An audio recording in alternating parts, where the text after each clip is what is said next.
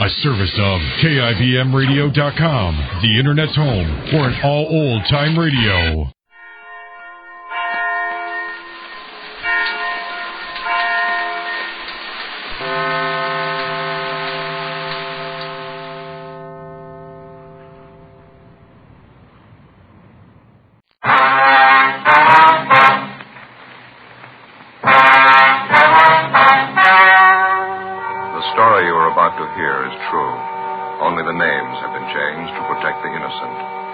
Fatima, best of all king-size cigarettes, brings you Dragnet.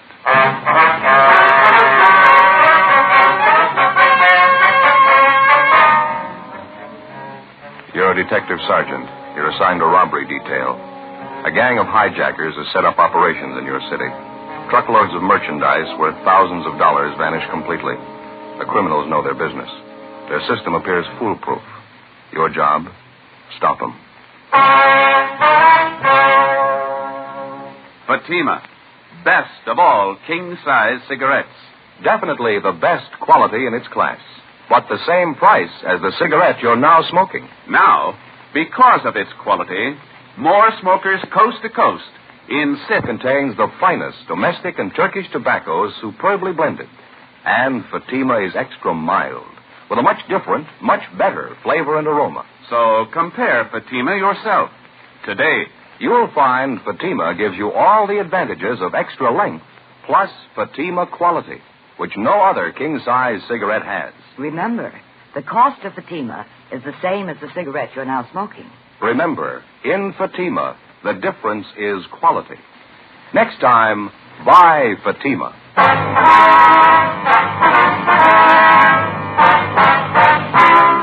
Dragnet, the documented drama of an actual crime. For the next 30 minutes, in cooperation with the Los Angeles Police Department, you will travel step by step on the side of the law through an actual case transcribed from official police files. From beginning to end, from crime to punishment, Dragnet is the story of your police force in action. It was Saturday, November 8th. It was foggy in Los Angeles. We were working the day watch out of robbery detail. My partner's Ben Romero. The boss is Captain Didion. My name's Friday. I was on the way back from R&I, and it was 11:23 a.m. when I got to room 27A. Robbery detail. Joe? Hi. Where you been, anyhow? I've been sitting here 20 minutes waiting for you. Oh, I'm sorry. I've been checking a couple of names through R&I. It took a little longer than I figured. The least you could do is leave a note in the book. I do the same for you. I've been sitting here 20 minutes. Oh, I told you I'm sorry. What's the matter? You feeling well? No, I'm all right. I'd just like a little cooperation, Joe, that's all. What's the matter with you? Oh, I don't know. I guess I was mad when I woke up. Got a crazy house. Well, what's the trouble? Did you have an argument with your wife? In-laws are visiting again. 6 of them. Oh, where are they sleeping? All over the place. 4 adults, 2 kids, and a gray fox terrier. He's not even housebroken. How long are you going to stay? A couple of days? 2 weeks.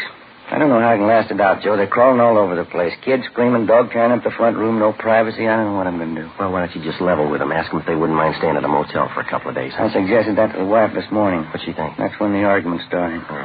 Hey, I almost forgot to tell you that truck driver finally showed up, that Frank Burris. Oh, yeah, it's about time. Where is he? Took him across the hall to the mug room. Got him checking out some coming-out mug books. Guess we better see how he's doing. All right.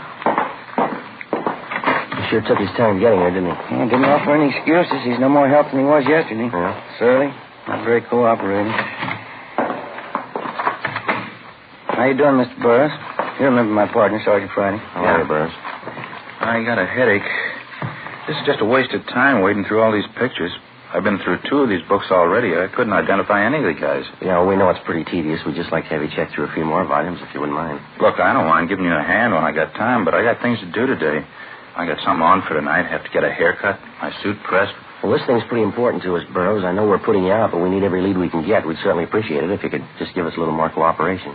I don't know what else I can do. I told you everything I know, just the way it happened. A few more things we'd like to ask you about, sir. Some of the details you didn't make quite clear. What details? How do you mean? Details about the hijacking. Mind going over it again for us? I laid it out for you the last time you talked to me, just the way it went. It's the same as the rest. Well, how do you mean the same as the rest? Well, the other hijackings are the same as those, no different. You pretty familiar with the other jobs, are you? Oh, followed them in the paper. Read the bulletin the cops got out on them. It's up on the dispatch board in the garage. Is that fresh water in that cooler over there? Yeah, I think so. Help yourself. Thanks. Gotta have a couple of aspirin for this headache. Can't take aspirin without water. Yeah.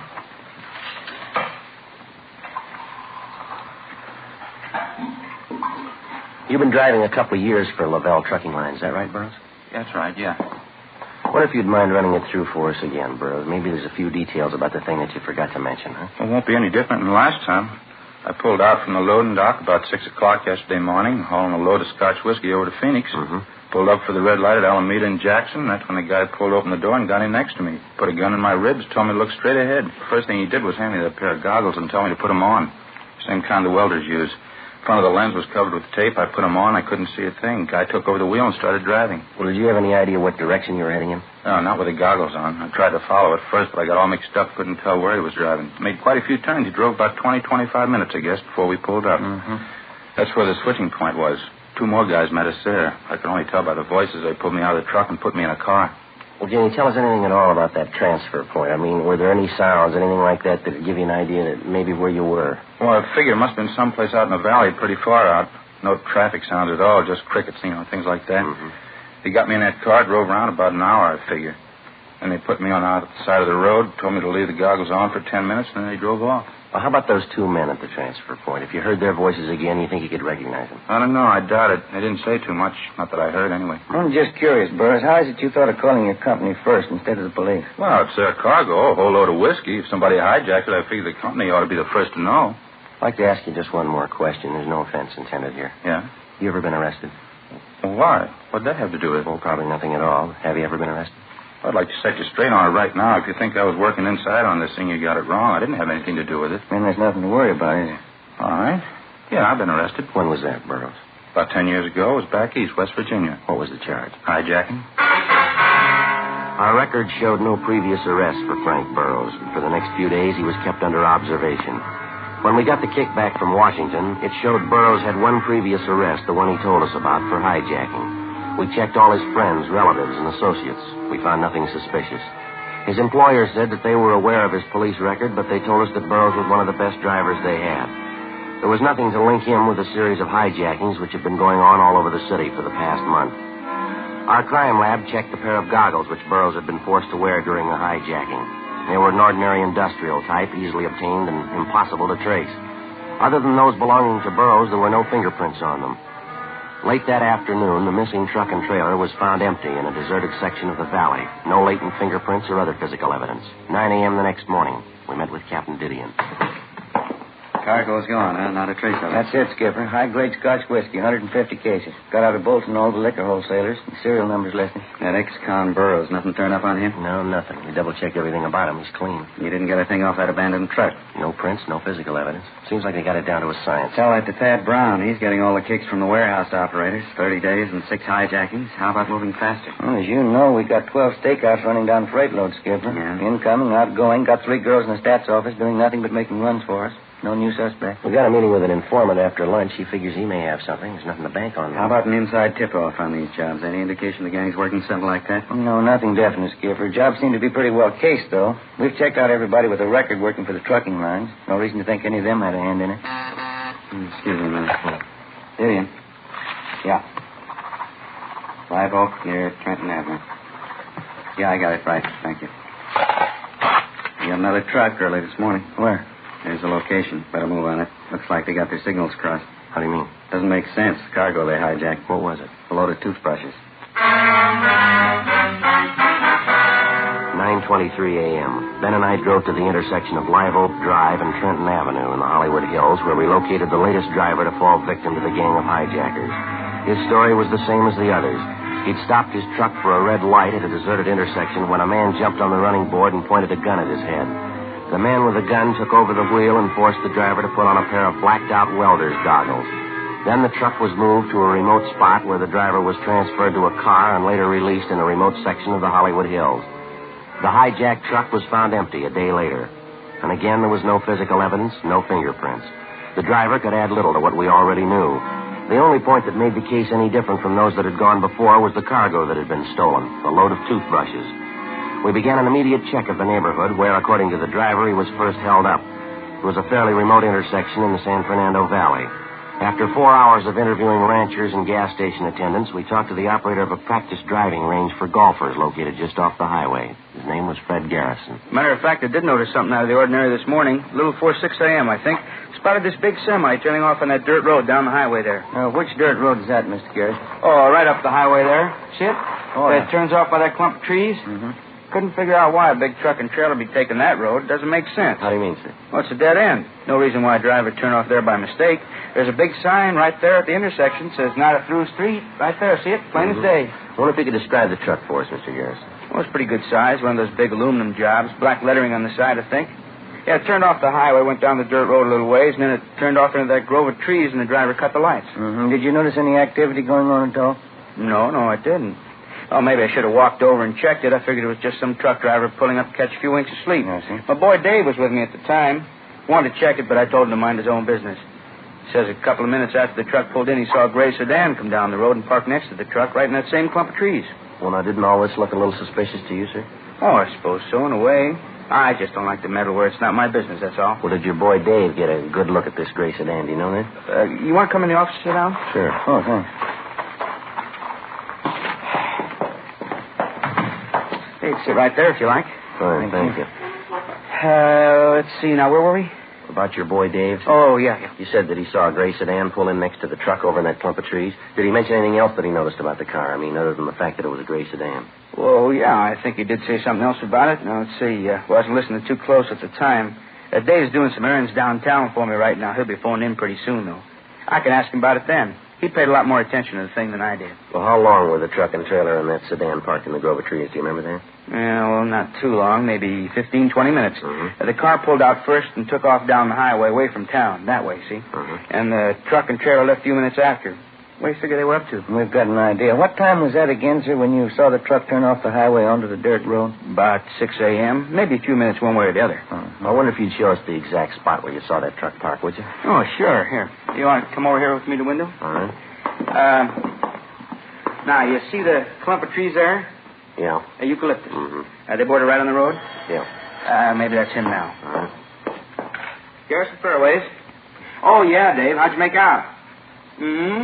Oh, fine. No. Listen, a couple policemen here now. They're asking about that truck and that gray sedan you saw up on the road this morning. Want to know what you noticed about the sedan besides the color. How's that? Oh, you did, Yeah? Well, you better head back here. They probably want to talk to you about it. All right, Davy. Bye. What do you have to say? Oh, he'll be back in about 20 minutes. I figured you want to talk to him. Well, how about the sedan, sir? Did you get a pretty good look at it, did he say? Yeah, I guess so. He got part of the license number.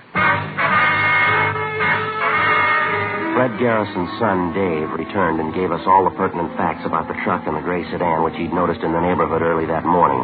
His description of the truck and trailer, what he saw of it anyway, matched closely with that of the latest vehicle to be hijacked. He described the car as a gray sedan, and he said it looked to him like it was a late model Nash, but he couldn't be sure. He said the first 3 units on the license plate were 7T7. The location in the grove of trees where the truck had been spotted was checked thoroughly. Outside of some indefinite tire tracks, there was no physical evidence.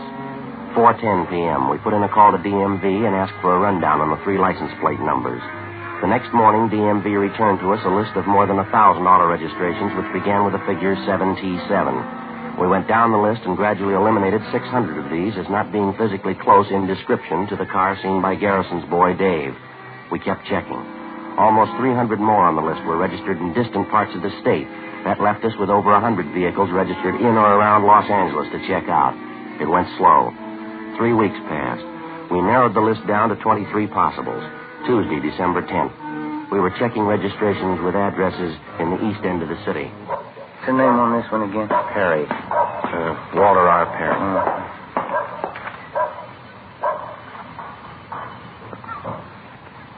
Garage is straight back to drive. There's a car parked in it. Yeah. Let's try the bell again,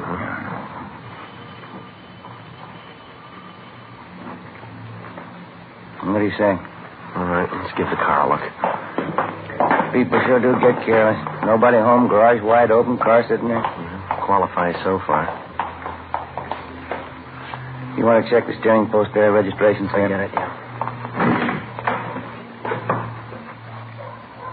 Check out all right? Just a minute. What do you got there? Here. Found these under the seat. Oh. we're home. Yeah, it's a pair of goggles. Take a look. Yeah. Both lenses covered with tape.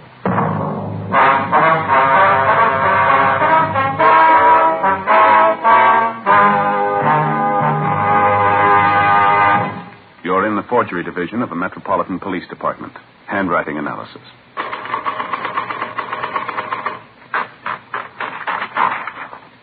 Now, let's check it against the forged letter. The capitals print evenly. The O's and the A's are clean. No, this isn't the typewriter we're looking for.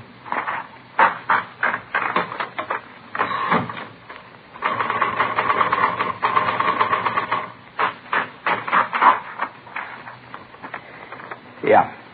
Capitals print high. A's and O's are solid. P's slanted. This is the one. It's the same with cigarettes. There are many king-size brands to choose from, but when you know all the facts, you'll make your choice Fatima. Here are those facts. Fatimas are the same in length and circumference. 85 millimeters long, 1 1/64 inches around. And Fatima filters the smoke exactly the same long distance as any other king-size cigarette. But in Fatima, the difference is quality. Remember, Fatima gives you extra mildness, a much different, much better flavor and aroma. You get all the advantages of extra length, plus Fatima quality, which no other king-size cigarette has. Fatima, best of all king-size cigarettes. Definitely the best quality in its class, but the same price as the cigarette you are now smoking. Next time, buy Fatima.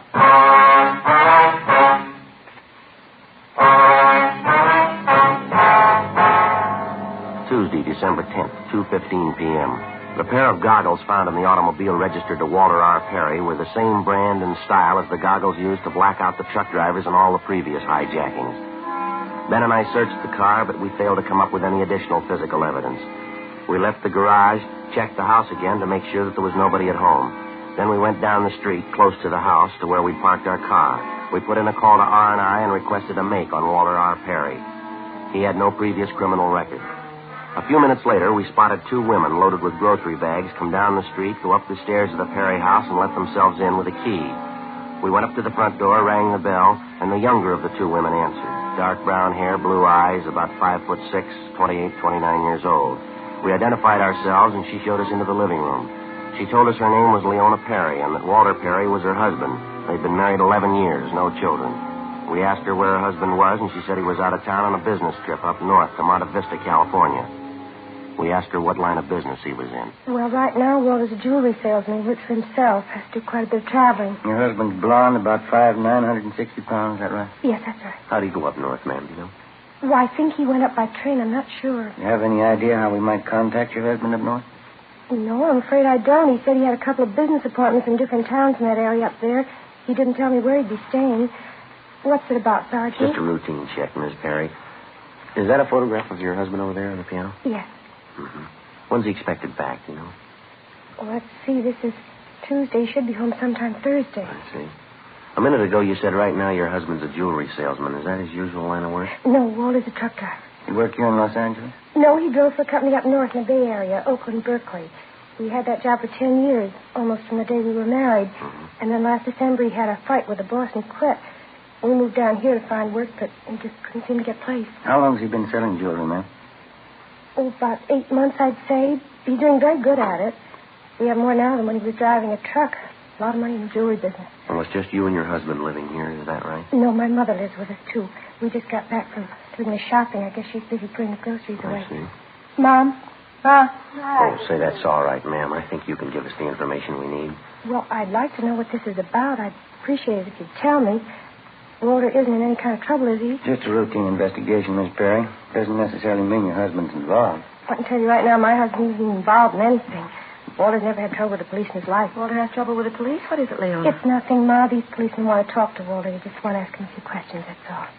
This is my mother, Mrs. Burt. Ma, this is Mr. Friday and Mr. Romero. I told you, Leona. I felt it all day. Something's wrong. Walter's done something, hasn't he? Now, don't start on that again, Ma, please. The officers told me they want to talk to Walter, that's all. What for? If he hasn't done anything, why do they want to talk to him? Routine duty, ma'am. There's nothing to get excited about. I knew it would happen. I felt it all the time. That funny job he has, selling jewelry, going out at all hours. Couldn't fool me. I knew it wasn't right. What's he done? We're his relatives. We got a right to know. Well, there's nothing we can tell you definitely, ma'am. How about these odd working hours your husband has, Miss Perry? What's the reason for that? Could you tell us? Well, I don't know. Walter works for himself. He just has to make business contacts when he can, that's all. Sometimes it's late at night, sometimes early in the morning. Why don't you stay out of it, Ma? After all, it's our business. Walter's in mine. You just mark my word, Leona. Find out about this. That husband of yours has done something, and these policemen are after him. I knew it wasn't right. I felt it all along. Please stay out. And his jewelry business, his big money. I should have left and taken you with me the day it started. Walter's a truck driver. It's all you'll ever be. It's where he should have stayed. Why are you always picking on Walter? Why? Because I told you in the first place you never should have married him. 11 years ago, I told you. I never should have come to stay with you. You couldn't go and marry one of those nice boys you met at school. It had to be Walter Perry. Well, maybe you'll see now. Trouble with the police. Now you'll see what kind of a man you married. Shut up, Ma. Sorry, officer. Well, I'm afraid that isn't helping much, Miss Burke. I suppose not. What is it that can help? You have kids, you try to tell them something, make it easy for them, they never listen. Now, that gray sedan back in the garage, ma'am, does anyone else drive it besides Mr. Perry, do you know? No, Leona doesn't drive. Walter's the only one who runs it. He drives it to all these business appointments he has at odd hours? That's right. How many times he doesn't take it when he's out of town. You ever seen this pair of goggles before, ma'am? No, I never have. What does it mean, that tape all over the front of them? Well, how about your son-in-law's friends? Do you ever bring any of them here to the house? Not since I've been staying here the last 6 months. A lot of different men call him on the phone, and he goes out. Doesn't bring anyone around, though. Oh, I'm just sick of it. Well, can you tell us anything about this jewelry business Mr. Perry's working in? I don't even want to think about it. I raised 4 daughters, nice girls, every one of them attractive. You make plans for them, and you want them to be happy and marry some nice fellow, have a nice, comfortable home. You try to tell them, and they never listen. About the car, ma'am. They get to be 17, and they know everything. My girls could have married wealthy if they were smart. A lot of other girls have done it. They had nice clothes, they got through business school, good home training, all this talk about love. They're all so smart. They know everything, and they know nothing. This is what happens. They wake up and find out. Would you finish putting the groceries away, Ma? Talk to the officers. Anything you want, Leona. Didn't mean to upset you. Maybe things will be all right. And just a few more questions, Miss Perry, that's all. Well, whatever it is, I know Walter hasn't done anything wrong. He wouldn't do anything wrong. It doesn't make sense. There's just no reason for it. I remember your father, Leona. 16 years we were married. One night he packed up and left me. There wasn't any reason for that either. Wasn't there, Ma? We continued questioning the wife and the mother-in-law of the suspect, Walter Perry. From the wife, we got the names and addresses of 4 close friends of Perry's who were supposed to be associates of his in the jewelry business. In the basement and in a loft over the garage, we found more than a dozen cases of high-grade Scotch whiskey, cases of expensive furs, and other loot taken in the hijackings. Mrs. Perry said her husband told her he was storing the stuff for some friends. It was only a small portion of the take. We called the office and got out a broadcast and an APB on the suspect and arranged for an immediate stakeout on the Perry house. And then, together with Matthews and Gonzalez from robbery detail, we began checking out the 4 close friends of the suspect. We could locate only 2 of them, but those 2 paid off. In the basements and garages of their homes, we found another portion of the loot, along with evidence that showed that both men had taken active parts in the hijackings. They were booked at the main jail on suspicion of 211 PC. A full week went by. The stakeout continued on the Perry house. Still no sign of him. Saturday, December 20th, 4:45 p.m. We checked back in at the office. This thing's sure dragging out, huh? Yeah, it'd be nice to wrap it up before Christmas, wouldn't it? Get it out of the way. Might work into a couple of days off. No, I don't know if I'm too interested, Joe. What? The days off, I mean. We got visitors on the way again. What do you mean, for the holidays? Who's coming? Same old bunch. My brother-in-law and his wife and his kids and that little dog of theirs. Well, they were just with you for 3 weeks, weren't they? What's the deal? Oh, brother-in-law got home, found a notice from his company. He's been transferred out here. Oh. They're going to stay with us all through the holidays, and then they'll start house hunting. How about that? You've got a problem. It's got a new rug in the living room. How about 20 to 1 on it, Joe? What's that? That little fox terrier. Oh, hi, Skipper. Anything before we check out? Piece of news for you. Just talked to the Ventura Sheriff's Office. We owe them a favor. What do you mean? They grabbed Walter Perry half an hour ago. Monday, December 22nd. Suspect Walter Perry was returned to Los Angeles. He was taken to the interrogation room where Captain Didion, Ben, and I questioned him for almost 2 hours. He was confronted with the evidence and testimony against him, and after another hour and a half of interrogation, he broke. He gave us a full signed statement describing his part in the campaign of hijackings. He also gave us the names of everyone in the gang, how they participated, and to what extent. He said most of the property looted from the hijacked trucks was stored in a rented barn located at the north end of the San Fernando Valley. A detail of men checked it and confirmed the information. The suspect's wife, Leona, was notified of her husband's arrest. 1:35 p.m. We completed our interrogation. That's it, Perry. Let's go. You asked me a lot of questions. How about it? Can I ask you one? What's that? Well, why do you think I did it? Why I got mixed up in this? Well, according to your statement, you wanted the money, admit it. Well, you've been out to my house, haven't you? You met my wife? Yeah, that's right. I guess you met her mother, too. Yeah. Well, then you got it. Nobody in the world could make me go for a hijack deal, but she could. I even remember the morning I'd made up my mind to do it. I was out in the kitchen. I could hear yapping at Leon in the other room, same old roasting. Mm-hmm. The lousy truck driver, that was me. 11 years the wife and I had been married. Her mother lived with us, 9 of them. Didn't get any better, didn't get any worse, just the same old yapping. Her and her 4 girls. Why couldn't they listen to her? They were the best girls in the world. Why couldn't they marry money? Why did it have to be guys like truck drivers, stupid truck drivers? Same thing every day, always the same. 9 years of it. So I went out to get enough money to rub in her face, enough to make her choke on me. You can hate somebody for that. I don't know how many years they'll give me, but I'm going to hate her, every one. Matt? Oh, hi, Olson. Well, remain jail. This one ready to go? Only be a minute, Rex. Right. Thank you. All right, Frank. Yeah. Sergeant, my wife's been told, huh? She knows about it? She's waiting outside in the hall with her mother. You can see him on the way out. Oh, thanks. Walter. Hi, honey. I'm sorry. Walter, why did you do it? Ask your mother there, honey. You heard as much of it as I did. 9 years worth. I guess it finally got me sick. She wanted you to have money, so I went out to get it. You come and see me when you can? Leon, I isn't going to any jail to see you. I knew it all along. I knew what you were. It's the truth. She never should have married you. All right, Frank. Let's go, mister. Walter. Walter. Why? How you figuring? I don't know. How about some coffee? Okay. Sure is funny. You see other people sweating it out, your troubles look like nothing. I'm just thinking about it. What's that? Those in-laws of mine. What about him? Guess I haven't got it half bad.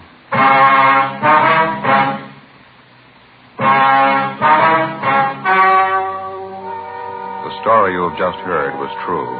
Only the names were changed to protect the innocent. On March 5th, trial was held in Superior Court, Department 87, City and County of Los Angeles, State of California. In a moment, the results of that trial. And now, here is our star, Jack Webb. Thank you. Friends, from our many talks with law enforcement agencies and letters from police officers, we're especially gratified to know that a great number of these men agree with us, that Fatima is the best of all long cigarettes. Now, our latest sales figures back that up. Every week, more and more smokers are enjoying king-size Fatimas, people from every state, from all walks of life. If you haven't tried Fatimas yet, buy a pack tomorrow.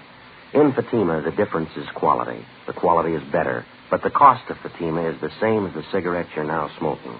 Next time, buy king-size Fatima.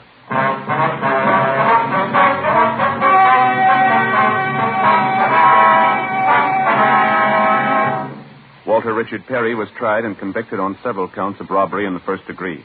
He was sentenced to the state penitentiary for the term prescribed by law. First-degree robbery is punishable by a term of 5 years to life. His accomplices received similar sentences. Ladies and gentlemen, as we know, thousands of people in Kansas, Missouri, Oklahoma, and Illinois have been driven from their homes by floodwaters. Many are being sheltered and fed by the Red Cross.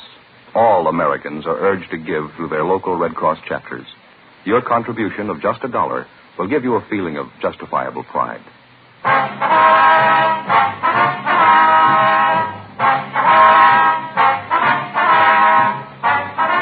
You have just heard Dragnet, a series of authentic cases from official files. Technical advice comes from the Office of Chief of Police W.H. Parker, Los Angeles Police Department. Fatima, best of all king-size cigarettes, has brought you Dragnet, transcribed from Los Angeles. Stay tuned for Counter Spy, next on NBC.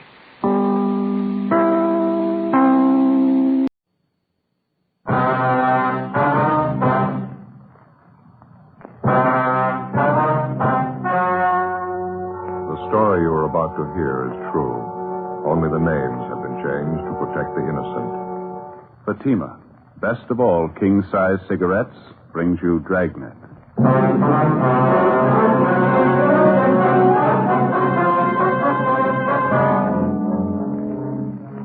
You're a detective sergeant. You're assigned the homicide detail. A 30-year-old woman is missing. 3 months pass before her disappearance is reported. There's not a trace of the woman. No lead to her whereabouts. Your job? Find her. In Fatima, The difference is quality. That's right. Fatimas are different. They taste better. Yet king-size Fatima costs no more than the cigarette you're now smoking. And because of its quality, more smokers are now insisting on Fatima than ever before. You see, Fatima contains the finest domestic and Turkish tobaccos superbly blended. And Fatima is extra mild, with a much different, much better flavor and aroma. So compare Fatima yourself today. You'll find Fatima gives you all the advantages of extra length, plus Fatima quality, which no other king-size cigarette has. Remember, the cost of Fatima is the same as the cigarette you're now smoking. But in Fatima, the difference is quality. Next time, buy Fatima. Best of all, king-size cigarettes.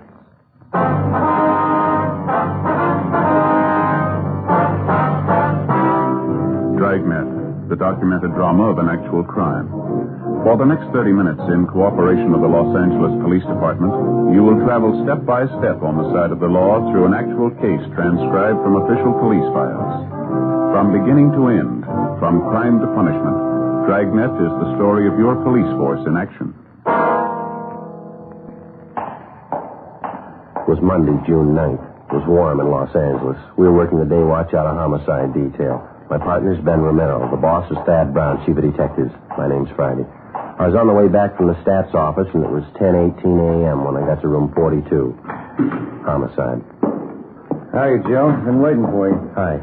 Ma'am, I'd like to have you meet my partner, Sergeant Friday. Joe, this is Miss Daly, Ruth Daly. How do you do? How are you? Miss Daly came in to file a missing report on her sister, Joe. She already talked to missing persons, and they sent her in to see us. Oh, have a chair, ma'am. Thank you. Well, what's it all about, miss? I just started to tell Sergeant Ramirez That's here. Romero, ma'am. I'm sorry. Romero. Well, it's about my sister Bernice, Sergeant. She's missing. I wondered if maybe you people could help me find her. Well, what's your sister's name? Bernice. I guess you want her married name, Mrs. James Butler. Her description will be just about the way I look. Bernice and I are twins. Mm-hmm. When did your sister disappear, ma'am? In March. The first weekend in March. She disappeared on a Saturday.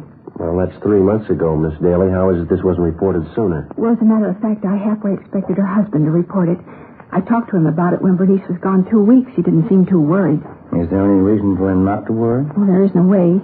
You see, Bernice has gone off before, about a year ago. She picked up and went to Arizona without telling anybody. When she came back, she said she just wanted to get away for a while. She didn't want to be around here. Well, how long did she stay away that time? Almost a month.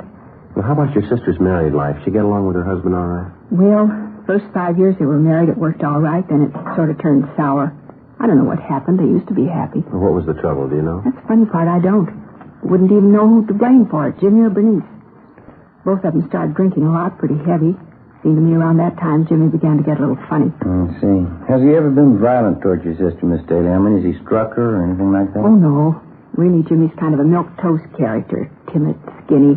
Most of the time afraid to say boo. Yesterday I went over to the house to visit Jimmy. I tried to make conversation. He just sat in his chair reading a book. Every time I mentioned Bernice, he'd kind of look up and growl at me. Mm-hmm. I got sick of it. I put on my coat and started for the door. He followed me. Mm-hmm. Did he say anything at all? Yes. When I opened the door, I turned around to say goodbye. Yeah? He had this real horrible look on his face. He said it right out loud, plain as day. What's that? He said, "You'd be surprised if I killed her, wouldn't you? You'd be surprised." 10:40 a.m. We finished taking a complete statement from Ruth Daly regarding the disappearance of her married sister, Bernice Butler. Before she left, we got the business address of her brother-in-law. A broadcast and a missing bulletin was gotten out, and then Ben and I drove across town to have a talk with the husband of the missing woman, James Butler. We located him at work in a job printing shop on South Vermont, where he was employed as a journeyman printer. He was in his early 30s, thin, blonde hair, light complexion, about 5'7", 125 pounds. He wore a pair of rimless glasses. Ben and I introduced ourselves and began to interview him. He was close-mouthed and not too cooperative. He seemed to resent every question we asked him. While we talked, he worked over a paper-cutting machine. You'll have to admit it's a little out of the ordinary, Mr. Butler. Your wife missing 3 months and you acting like you've been gone 3 hours. Did you hear me, Butler? I heard you. Well, what about it? Just a minute.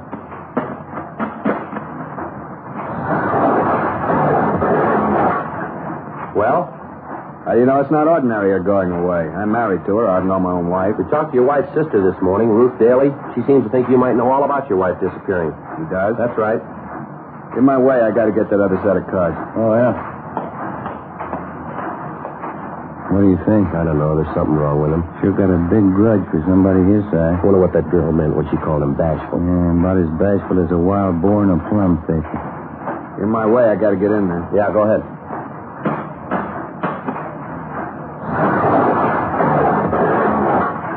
I haven't got any spare time to talk. I have to get this order out. It'll only take a few minutes if you'll be good enough to cooperate. Haven't got the time, that's all. It's almost your lunch hour, isn't it? Suppose we can talk then? Got no time then either. Why don't you talk to Ruth? She seems to know it all. Now, listen, that's about enough of this, mister. We ask you civil questions, we expect civil answers. If you think this isn't important, change your mind. Your wife's been gone for 3 months. Nobody's seen or heard from her, and it's our job to check it. Now, you can talk to us here or downtown. You take your pick. Have to finish up this batch first. We can talk out in the alley and back.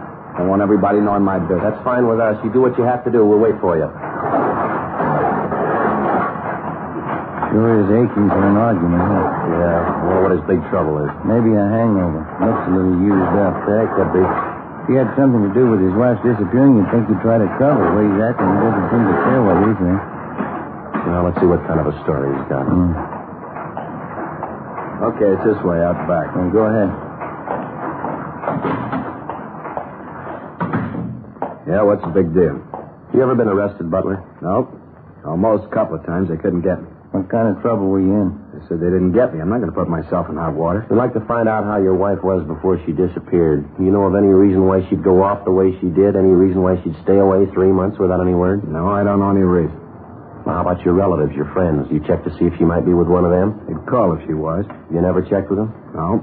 I think Ruth did. You have any big arguments with your wife, Butler? A lot of times she disappeared, I mean? We had them all the time. She bothered me. She was too fresh. I beat it out of her. That's so. You got to. Give him a little freedom. You think he can take over. Nag him, tell you what to do, what not to do. Sick of it. We'd like a straight answer here, Butler. Did you want your wife out of the way? What do you mean by that? I mean, do you know why she's missing? Could be a lot of reasons. Might know one. Did you kill your wife, Butler? It'd be silly to tell you that, wouldn't it? Yeah. Did you kill her? Only one way I'll say yes to that. Yeah? When you prove it.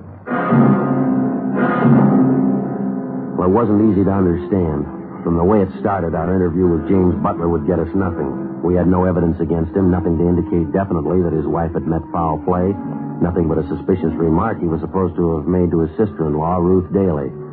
But once we'd left the print shop and got out in the back alley where he couldn't be overheard, he was full of information. Besides telling us that he beat his wife, Butler also admitted that he'd threatened her life on several occasions, twice in the presence of friends. He seemed to take some kind of a peculiar pride in admitting how violent he'd been with his wife. Ben and I took him downtown, questioned him further, and listened to him talk.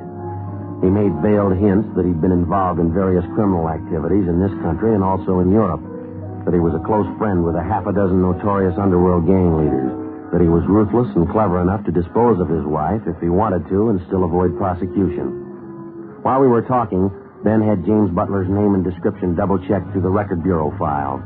There was no previous criminal record listed for him. As far as we knew, at no time had he even been held under suspicion in a criminal investigation. The next day, together with Brian and Lopez from Homicide, Ben and I made the rounds of Mr. and Miss Butler's friends, relatives, and neighbors. 4:25 p.m. We got back to the office. Oh, hi, Lopez. Hi, Ben, Joe. What's doing? Nothing great. How'd you two make out? Yeah, it's a funny setup to me. I'd say the guy's a phony. Everybody we talk to, everybody who knows Butler, they all say the same thing. What's that? Guy's afraid of his own shadow. He's a milquetoast. Nothing to him. And what'd you get? Well, about the same. Every housewife around the neighborhood out where they live, they all told us the same thing. The guy's a hen-pecked husband. His wife laid down the laws, and he follows them. Psycho case, huh? Must be. Don't know how else to explain it. Every time I asked one of their friends if Butler beat up his wife, they laughed in my face. Said he wouldn't even dare cash his check on payday. Had to bring it home. If anybody got beat up, it must have been him. Yeah, he sure tells a great story. He could make you believe he was a bluebeard. Did you get any different answers at all, Lopez? Yeah, one maybe. Yeah, let me take a look. Let's see. Here. Mrs. Irene Brady. She's an aunt of Mrs. Butler. Uh-huh. She said the same thing about Butler, about him being a real mouse and all. And she told us about the dizzy things he'd been doing the last couple of years. Yeah, what was that? Well, 4 or 5 times she said he just went out looking for trouble, go in a neighborhood bar, insult some big stevedore, he'd get his face pushed in. He always picked big guys. Didn't seem to mind getting beat up as long as he could insult them. Not much doubt, I guess. The guy's ready for the nut for him. Well, apparently he's got a big beef with people who push him around. Maybe he figured if he could take care of just one of those people, he could even up the score. How do you mean, Joe? Well, Mrs. Butler, the wife, she's probably the one who gave him the worst time. If he's a little bit off mentally, that'd make him capable of murder. Could be, yeah. Maybe the wife poured it on real strong, drove him to it. Crazy as a coot, that guy. Too many movies, mystery books. I got it. Homicide, Romero. Oh, yes, ma'am. How's that? When was that? Yes, ma'am. Yes, as soon as we can. Bye. That does it. What's that? That was his sister-in-law, Ruth Daly. Just told me she's positive Butler murdered his wife. What makes you think so? Number one, she says Butler told her so. He admitted it to her last night. Well, it doesn't hold any more water than the rest of his stories. I don't know. The Daly girl says she's positive. She's got the evidence to prove it. What's that? A murder weapon. Bloodstains all over it. 4:45 p.m. Ben and I got in the car and drove out to the home of Mr. and Mrs. Butler, where we found the missing woman's sister waiting for us on the front stairs. She told us she'd been doing some kind of checking of her own through the house that afternoon. In going over the attic, she said she'd found a claw hammer hidden under a loose board in the attic floor. She said the hammer was covered with what appeared to be dry blood stains. She took us inside, up the stairs, to the attic. Careful of the steps, officers. It's an old house getting ready to fall apart. Yeah. Watch the step here, Joe. Yeah, I'm all right. Go ahead.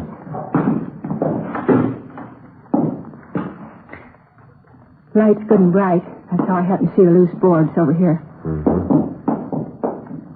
Did you pick up the hammer, Miss Daly? No. I started to, but then I remembered about fingerprints and things. Just where I found it. Didn't touch it. Hey, you want a pencil, Joe? Maybe you can get it from the claw there. No, I think we can see it right where it is. Let's see. Could be, huh? Bloodstain? Well, it sure looks like it. On the handle here, all over the head of the hammer. I knew it. I knew there was something wrong the day she disappeared. Hey, look at this, Joe. I just noticed. These stains on the floor. Whole trail of them, see? Lead right for the door. Yeah, we better get the crime lab on and have Lee Jones run a benzidine test on him. What time does he usually get home from work, Miss Daly, your brother-in-law? About 6 o'clock. Don't know about today, though. How do you mean? Does he work late on Tuesday? No, but I wanted to make sure he wouldn't be home when I came over today. I called the print shop where he works. He's not there. Called again this afternoon. Jimmy hasn't been seen since last night. Is he in the habit of skipping work? No, he never does. I called every one of his friends I know of. Bernice's friends, too. I called them. The places he hangs around, nobody's seen him. Not since last night, since you talked to him. And you got no idea where he might be? No. Just like Bernice. He disappeared.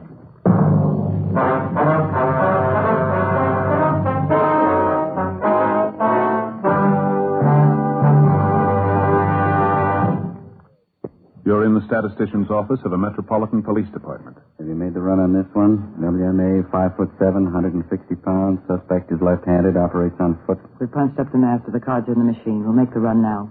Okay, fine. There are many suspects to choose from. You're looking for one.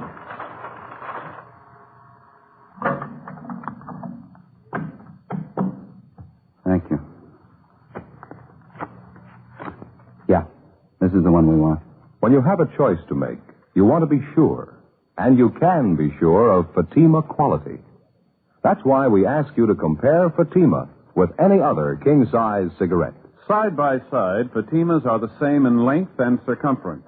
85 millimeters long, 1 1/64 inches around. And Fatima filters the smoke exactly the same long distance as other king-size cigarettes. But in Fatima, the difference is quality. Fatima gives you extra mildness, a much different, much better flavor and aroma. Remember, Fatima gives long cigarette smokers all the advantages of extra length, plus Fatima quality, which no other king-size cigarette has. Next time, insist on the best. Buy Fatima.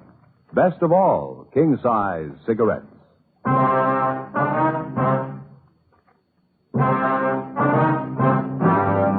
Tuesday, June 10th, 5:20 p.m. Ben got on the phone and called around town to check further on the whereabouts of James Butler, the husband of the missing woman. No luck. We called the office, and they got out a broadcast and an APB on Butler. We drove downtown to the crime lab, gave him the claw hammer that we'd found in the Butler's attic, and asked him to run a benzidine test on the stains. We'd also made arrangements for Lee Jones to run similar tests on the stains we'd found on the floor of the attic. 3 days passed. Butler was gone. There was no sign of him. The search was intensified. Another 3 days went by. Monday, June 16th, we got an answer on the APB. A phone call from the chief of police in Tulare, California. Yeah, James Michael Butler, WMA, 33 years, 5'7", 128 pounds. Blonde hair, hazel eyes. Hey, you got a North Hancock Street address down there, that right? Yeah, that sounds like the man we're looking for. He's a real weird one, Friday. Caused a little trouble at one of the taverns up here last night. Kept picking fights with the biggest truck drivers he could find. We locked him up after his third fight. He had her jailed in an uproar all night. Wild one. What'd he do? All shouting all over the place. Couldn't do anything with him. Uh-huh. Keeps telling everybody how smart he is. Yeah? Says he killed his wife, but nobody's ever going to find out. James Butler was returned to Los Angeles, where he underwent further interrogation in addition to a psychiatric test. The test showed that he was definitely abnormal, but he was still judgmentally competent. The crime lab's tests on the bloodstains found on the hammer and on the floor of the attic in the Butler's home revealed that the stains were made by animal blood, not human. We questioned Butler about it, but we failed to get him to even admit he knew anything about the stains. He was released from custody, but he was kept under surveillance. A week passed. 2 weeks. Nothing developed. Still no sign of the missing woman, Bernice Butler. Still no definite sign of foul play in connection with her disappearance. No definite sign that her husband was criminally involved in any way. Considering all the angles of the case, we were still inclined to figure that he fitted in somewhere. He had some direct hand in his wife's disappearance. We stayed on it. Nothing happened. On June 26th, the twin sister of the missing woman, Ruth Daly, met Ben and I at the office and laid out a plan she had in mind. She insisted we try it. You mean you want to work on his emotional nature and try to get some kind of an admission out of him? Is that the whole idea? That's it, Sergeant. I know what a nut he is about being dramatic. I know it'll work. Well, it's possible, yeah. How do you figure to set it up? It won't be very hard. For one thing, you know my sister Bernice and I look quite a bit alike. People always take us for one another. Yeah. You can get Jimmy out of the house at night for some reason or other. I'll slip in and go upstairs and put on one of the dresses Bernice used to wear all the time. I'll sit there in the upstairs bedroom with just the hall light on. Just enough light so we can see me when you bring him upstairs. I'll even bring over Bernice's pet cat she had, Siamese. He always hated the cat. I don't know, ma'am. I'm not quite sure about it. Well, it might be worth a chance. It's not too orthodox, but maybe it'll work. If I know Jimmy, it'll work, Sergeant. If you can just warm him up to it ahead of time before you bring him upstairs. When he sees me sitting in that room with a cat, I know he'll think it's Bernice. We're bound to get some kind of reaction. That's better than we're doing. Yeah? Ben, what do you think? Sounds like a movie script. I don't know. It's like she says, I guess. We're bound to get a reaction. I know it'll work. I'm sure of it. Joe? All right, let's give it a try. The following night, a few minutes before 8 o'clock, Ben and I got James Butler away from his house on the pretext of taking him downtown for further interrogation. We delayed long enough to make sure that Ruth Daly, the sister of the missing woman, had plenty of time to get into the house, change her clothes, and take her place in the upstairs room with her sister's pet Siamese cat. Then we started back for the house. We'd made arrangements to have Brian and Lopez from Homicide standing by, concealed in the immediate vicinity of the house in case they were needed. 11:05 p.m. While we drove him back toward his home, Butler was talkative, but not too relaxed. It was the same line we'd heard before, how tough he could be when he wanted to, the same hints that he was an undiscovered killer, one of the more talented professionals in the deadly circles of the underworld. I came from Illinois originally, Cicero. You guys know how it is back there. You have to stay right up on your toes. Yeah. How long you been out here now, Butler? You expect me to tell you that? I'm wise the way you guys work. You're not going to get me on questions like that one. I understand you do quite a bit of reading, Jim. You come across anything good lately? Nah, nothing lately. All the good books, they've already been written. Edgar Allan Poe, Stevenson, de Maupassant, Gogol. They know how to tell a good murder story. These new guys are a waste of time. Reading, that's all reading. That's what I like to do. Not that modern junk, only the best. You take some of Poe and Stevenson, for instance. I know those guys. That's so. Sure, I know their stuff well enough to tell you. I got whole pages memorized. How'd you like to hear some? Stevenson made it. All right, go ahead. I have to belie my nature. All men do. All men are better than this disguise that grows about and stifles them. You see, each dragged away by life like one whom bravos have seized and muffled in a cloak. If they had their own control, if you could see their faces, they would be altogether different. They would shine out for heroes and for saints. I am worse than most. Myself is more overlaid. My excuse is known to me and to God. But had I the time, I could disclose myself. That's out of Stevenson, you know. Pretty smart fellow, huh? Yeah, sure is. You got a pretty good memory. I read those books all the time. Nothing better. Is the house all right? Yeah, that's right.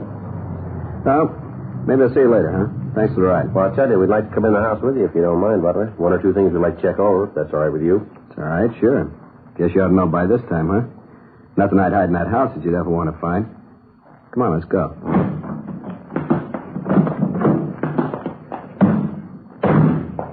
Sure dark out, isn't it? A little bit chilly. Yeah. What do you want to check over in the house? Oh, just one or two things. Just routine, Jim. We won't keep you long. Guess I ought to be a little burned at you cops by now, huh? Getting all this rousting? How about laying off pretty soon? Maybe I am getting a little burned. If you can prove something on old Jimmy Butler, prove it. If you can't do it, let him alone. Mm-hmm. We're just tying up a few loose ends here, Jim. There's nothing to get excited about. What's the matter? Did you get your front door key? I got it. My business, you learn not to forget anything. Can't afford to forget.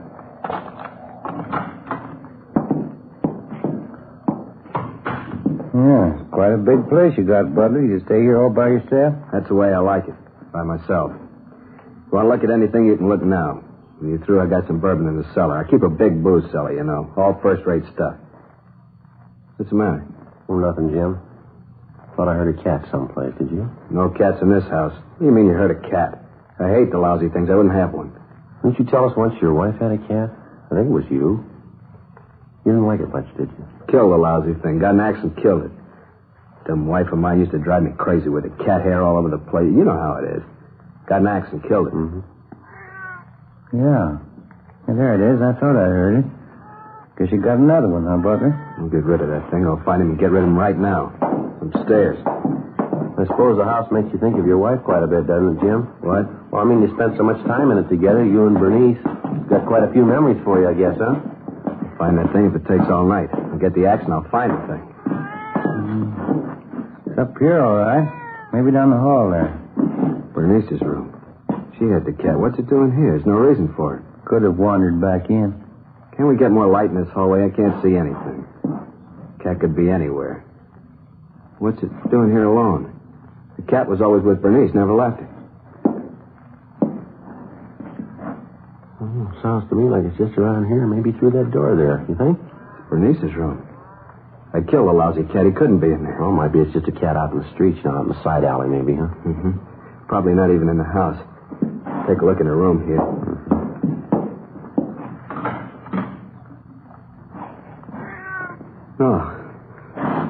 No, it ain't real. She's not there. She's not there. Don't hurt the cat. Not the poor cat, Jimmy. Don't kill him. Not both of us. Don't kill the cat, please. Don't kill two of us. You go away. You go away. You're not there. It's a fake. You're not there, Bernice. Please, Jimmy. Not both of us. Don't kill both of us. Some kind of a trick. Now, you go away, Bernice. You're dead and I killed you. You're downstairs. You're in the ground. You're deep in the ground. I killed you. You can't be sitting here. Please, Jimmy. Please. All right, Butler. Come here. No.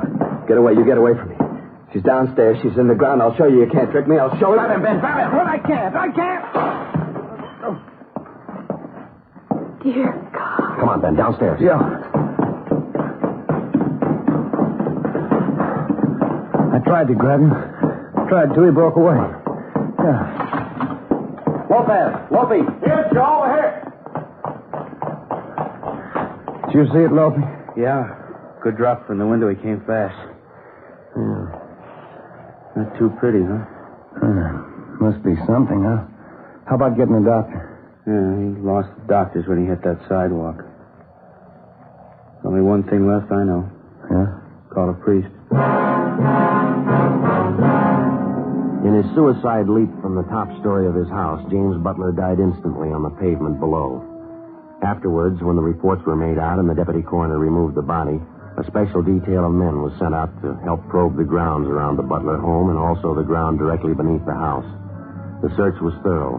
The ground was dug up foot by foot. We found nothing. Butler's last admission before his death that he'd killed his wife and buried her in the grounds adjoining the house seemed to be as empty and worthless as some of the other stories that he told us. The painstaking search for the body of James Butler's wife went on. We found nothing. Alive or dead, there was still no trace of her. Butler's friends and relatives held a modest funeral for him, and he was buried in a small cemetery south of the city. In Missing Persons Bureau, there were still no leads on the case of Bernice Butler. It was still open. Summer finally got to an end. The fall season came and went, and then Christmas and the holidays, and then back into January and February. On a rainy morning early in March, almost a year to the very day when the case started, we got a communication from San Francisco. It had come to the notice of the police through the county health department. In regard to your APB of June so-and-so last year, this is to inform you that Mrs. Bernice Butler has been a patient in the tubercular ward County Hospital, San Francisco, since June 16th of last year. Apparently, her case was considered critical from the day she was admitted to the hospital. Last Thursday, she succumbed to the illness. Identification was established, next of kin notified, but no one claimed the body. She was buried at county expense. I trust this may aid you in establishing facts pertinent to her disappearance. Well, how about that? It doesn't figure, does it? Sooner or later, you get them all. How would you figure out that night we had Butler at the house? I mean, we had his sister-in-law in there, and he thought he saw his wife? Oh, who knows? Suppose he really had himself talked into it. He thought he committed 100% murder. Guess he thought about it long enough till he convinced himself. Must have worked out something like that inside his mind. Huh? Mm-hmm. Imagine he lived right through it. Figured he really killed her. When it came for the punishment, he was ready to buy that. There wasn't any way out, so he jumped. Mixed up can he get, huh? That's too bad. All things considered, I guess he loved her quite a bit. Well, it doesn't seem to matter now what he did. Wasn't much of a chance either way. How do you mean? Well, the girl, TB on one side, maybe murder on the other. Yeah. Either way, she had to die.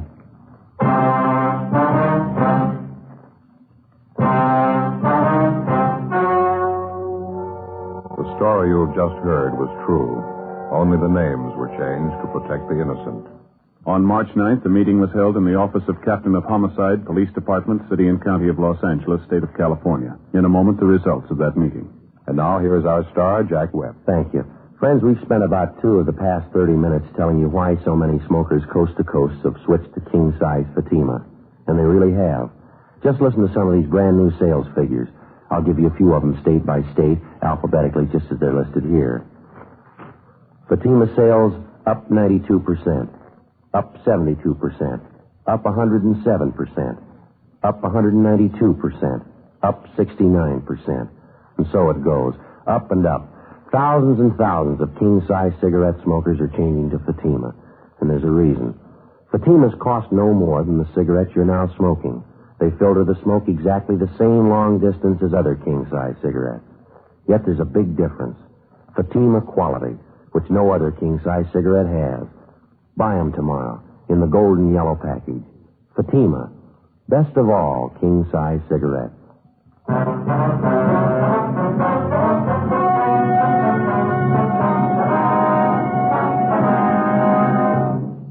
After locating Mrs. Bernice Butler in the tubercular ward in San Francisco County Hospital, final disposition was made of her case.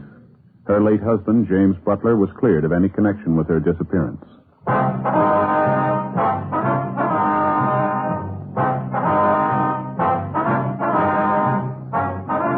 You have just heard Dragnet, a series of authentic cases from official files.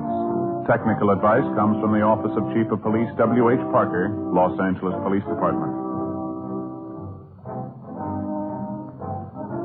Fatima, best of all king-size cigarettes, has brought you Dragnet, transcribed from Los Angeles.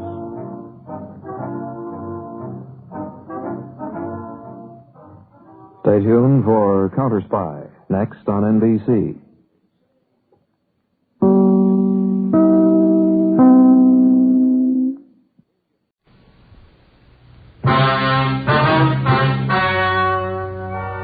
The story you are about to hear is true. The names have been changed to protect the innocent. Fatima Cigarettes, best of all king-size cigarettes, brings you Dragnet.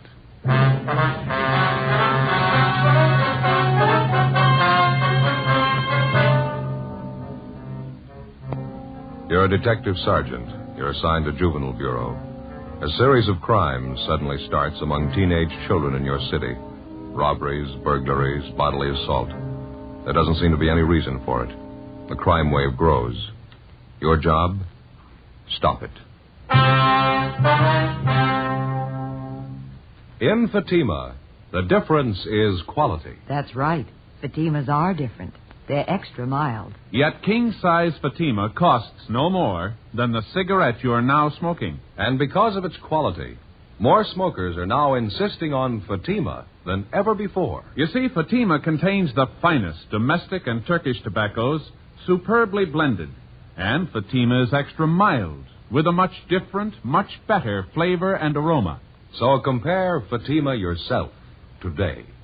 You'll find Fatima gives you all the advantages of extra length, plus Fatima quality, which no other king-size cigarette has. Remember, the cost of Fatima is the same as the cigarette you're now smoking. But in Fatima, the difference is quality. Next time, buy Fatima. Best of all king-size cigarettes.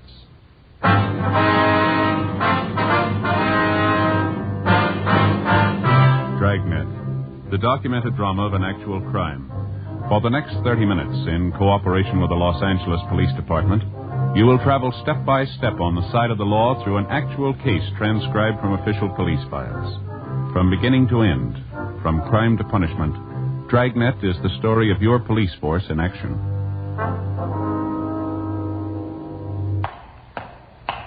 It was Thursday, April 10th. It was warm in Los Angeles. We were working the night watch out of Juvenile Bureau. My partner's Ben Romero. The boss is Captain Stein. My name's Friday. It was 10:27 p.m. when I got to 1335 Georgia Street, second floor, the squad room. Joe, that you? Yeah, you ready? Yeah, half a minute. All right. Let me get my coat on here. Did you leave a note for McNamara? Yeah, all set. All right, let's hurry, huh? Yeah. Same neighborhood we had the trouble Monday night? Uh-huh. Sounds like the same gang, too. These kids are sure moving fast. Go ahead. Yeah. What is it this time? Movie theater on West Fremont, small neighborhood house. Oh, They had a crowd of 15 to 20 kids in there tonight. Mixed group, boys and girls. For no reason at all, they started to tear the place up. They do much damage? Well, I don't know. We can see when we get there. He told me on the phone the theater manager tried to quiet the kids down. Half a dozen boys piled all over him. One of them pulled a knife. They tore up a couple of seats up in the balcony, moved out into the lobby, smashed mirrors and lamps. They beat up one of the ushers. Lousy little punks. Where'd you park the car? Straight back. I'd give a right arm to know how this thing got started. We've never had much trouble from the kids in that neighborhood out there, not till this last month. Seem to be going crazy. Well, it's not getting any better. Burglaries, car thefts, wrecking property. Somebody's going to come out on the short end if it keeps up. It's got to happen. Maybe it already has. When they were ripping up that theater lobby tonight, one kid got hurt. What happened? It's a 14-year-old boy. In the mix-up, he got shoved through a display case, plate glass. Cut up pretty bad? His eyes. They're not sure he'll see again. In police work, the standard law of cause and effect works like it does for everything else. When a crime's committed, there's a cause behind it. There's a reason for it. And when a group of normally well-behaved kids in an average residential neighborhood start running wild, there's got to be a reason for that, too. A month before, a rash of auto thefts, petty stealing, and public disturbances had broken out suddenly in the particular neighborhood. All of the incidents were traced directly to the teenagers in the area. Why the kids had suddenly decided to run wild, we didn't know, but the amount and the nature of the violations kept getting more serious. Juveniles who'd previously been picked up for petty thefts and placed on probation were now committing burglaries. Auto thefts in the area had jumped 20%. Misconduct and drunk charges against the teenagers, girls and boys alike, increased by the week. We had a fair idea what the root of all the trouble was, but so far we hadn't been able to trace it. 10:45 p.m. We got to the neighborhood movie theater on West Fremont and we went inside. The lobby was a shambles. 2 large mirrors had been shattered, lamps and sofas overturned and broken. The lobby candy counter had been wrecked completely. The glass showcases were caved in. The popcorn machine was smashed. The soft drink cooler turned on its side. The last showing of the feature picture was still going on. We interviewed the theater manager in the lobby, a Mr. Clyde Barton. They got real foul-mouthed. 1 or 2 of the girls, too. Some of the language I wouldn't even use at a stag party. I got so mad I grabbed 2 of the noisy ones by the neck and told them to get out. That's when it broke loose. Well, what exactly happened? The whole crowd of them jumped out of their seats and piled on me. I fell back down against the stairs and I started swinging. I'll tell you the truth, Sergeant, I was scared. I didn't know what to make of them. They seemed like a pack of animals, wild. I happened to hit this one kid and I saw him pull out a knife and come at me. Didn't take me too long to get out of there. Kids or not, when a bunch of them like that come after you, you run. Yes, sir. You called for the police as soon as all this happened? You bet I did. Just as soon as I could get out into the lobby and into my office. I locked the door. I could hear them tearing the place up outside. Just look at that. Smashed up everything in sight. I have to have something like this happen. Look at this candy stand. How about some of the kids you recognize in that crowd, Mr. Barton? Oh, say, the last show's ready to break. Folks are going to be coming out. You want to step back here into my office? We can talk there. Be out of the way. That'll be fine, son.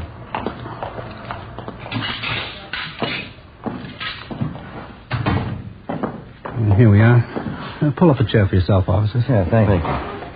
I just got the feeling there's something radically wrong going on with those kids. This is the first time you've ever had any trouble of any real size, is that right? Yeah. Well, once in a while the kids fool around in the show talking loud, you know, but nothing like this. Oh, see, Fred, my usher, and the way they messed him up. Brutal. And that little 14-year-old they shoved through the glass showcase. Going to be a real mess if he doesn't pull through. I was going to ask you, sir, about the kids in that crowd you recognize. You happen to know any of their names? Sure thing. I made a list of them while you were on the way over here. I got a half dozen of them or more. That's another thing I can't understand. Yeah, what's that, sir? When these kids start running wild, no matter what they do, they don't seem to care if they're recognized or not. You'd think if they wanted to raise the devil, they'd go over to some other neighborhood, someplace where people didn't know them. They just don't seem to care. Yes, sir. We've had the same report from a couple of other business people in the neighborhood here. Mr. Barton, you probably have a pretty fair opportunity to watch the kids around here from time to time. I mean, running the theater here and everything. Sure do. Most of them are in here once a week anyway. Some of the kids I've known since they were in knee pants. Well, have you any idea at all what's behind all this trouble? I mean, any real indication? Maybe I'm just the suspicious kind, but I've got an idea, all right. Here, I'll get that list of names for you at the same time. There they are. 7 names in all. Every one of those kids was in that gang tonight. I can give you a hand tracking down their addresses. Oh, thank you. Something else. Here's what I was talking about. What's this, sir? In that scramble in the lobby tonight, this little box fell out of one of the kids' pockets. One of the ushers picked it up, brought it into me. Have a look inside. Ben? I don't know too much about it, Sergeant, but I got a hunch. I don't think I made a mistake. Yeah. What do you think? No, sir, no mistake. It's marijuana. We finished interviewing the theater manager, Clyde Barton, and then we talked to the usher, Donald Masters, who recovered the small box containing the marijuana from the floor of the lobby. He told us he recognized the young fellow who dropped the box, but he wasn't sure. He said the boy's name was Harold Everson, one of the names which appeared on the list which the theater manager, Mr. Barton, had given us. Half an hour later, Ben and I located the Everson boy's home. It was a 2-story frame colonial-style house in the better-than-average section of the area. The boy's father answered the door, a Harold Everson Sr. We told him what we wanted. A little late to be making routine calls, don't you think? People have to get their sleep. Why can't you let it wait until morning? It's not a routine call, Mr. Everson. I'd like to see your son, if he's home. Harry?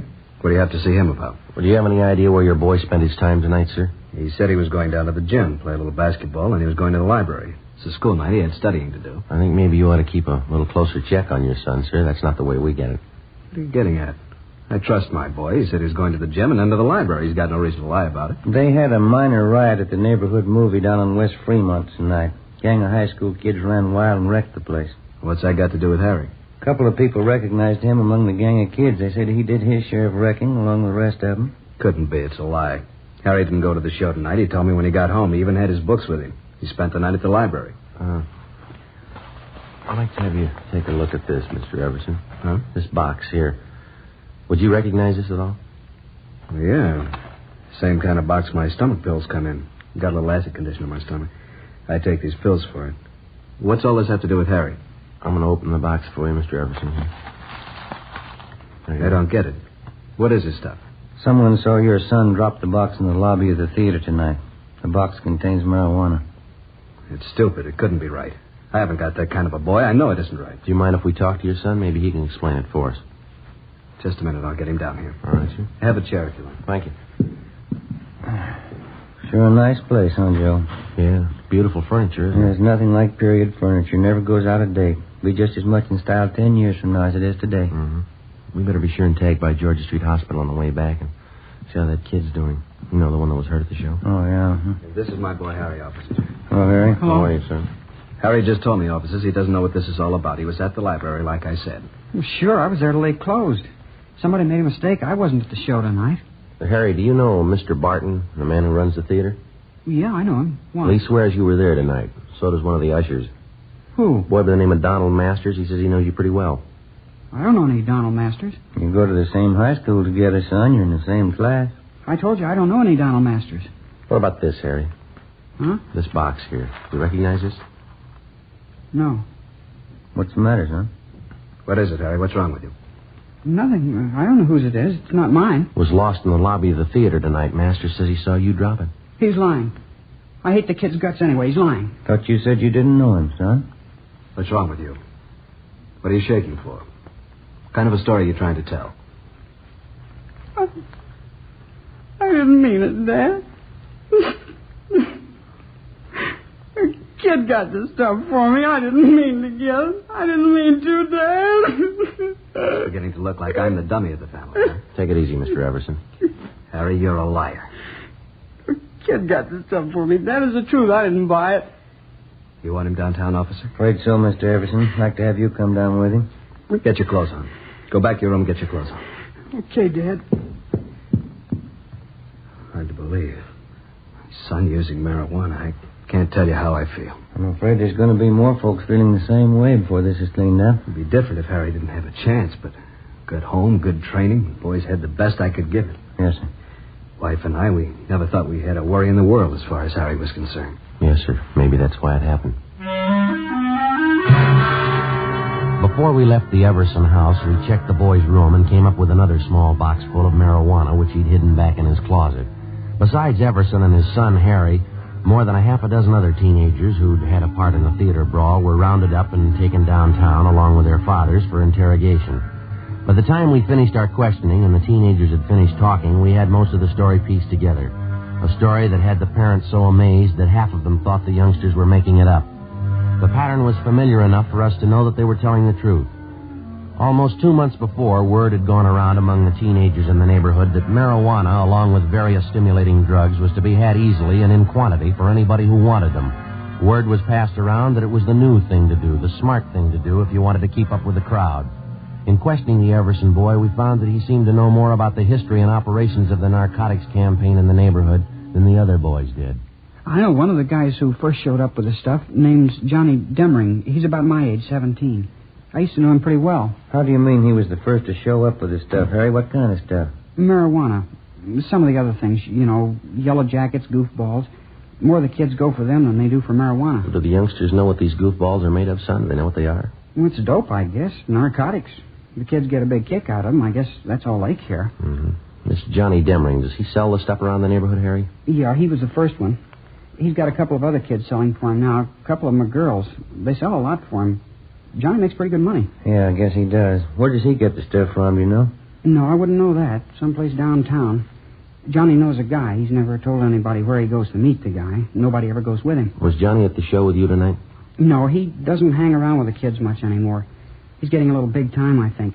He's got his own car and a good-looking girlfriend downtown. Says he's going to quit school next month. Mm-hmm. Where does Johnny live, son? Can you tell us? I don't know the address right off. I can check it in the phone book for you. How about the kids Johnny gets to sell the stuff? Can you give us their name? Yeah, okay. I think I can remember who they are. You going to bring Johnny in and talk to him? That's the idea, yeah. I don't know if you're going to find him right away. He probably heard about the trouble tonight, and Johnny's a pretty smart guy. I don't think you'll find him very easy. I think we'll find him. Nobody knows much about him. He never talks about what he's doing. Never tells anybody anything. Pretty smart guy. He told you. How smart was that? Complete statements were taken from each of the youngsters we brought in for questioning, and then in practically all cases they were released into the custody of their parents pending action by the juvenile court. With the information we had at hand, it took us the better part of 4 days to round up everybody involved in the narcotics distribution system which had been set up among the teenagers in the neighborhood by 17-year-old Johnny Demring. As for the Demring boy himself, he couldn't be found. We checked with his family, his relatives, his friends, all his known associates. We got out a warrant for him. Then we checked the car that he owned through DMV. We got out a warrant for that. No sign of the boy.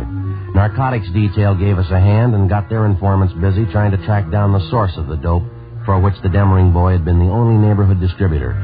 We knew it went far beyond him.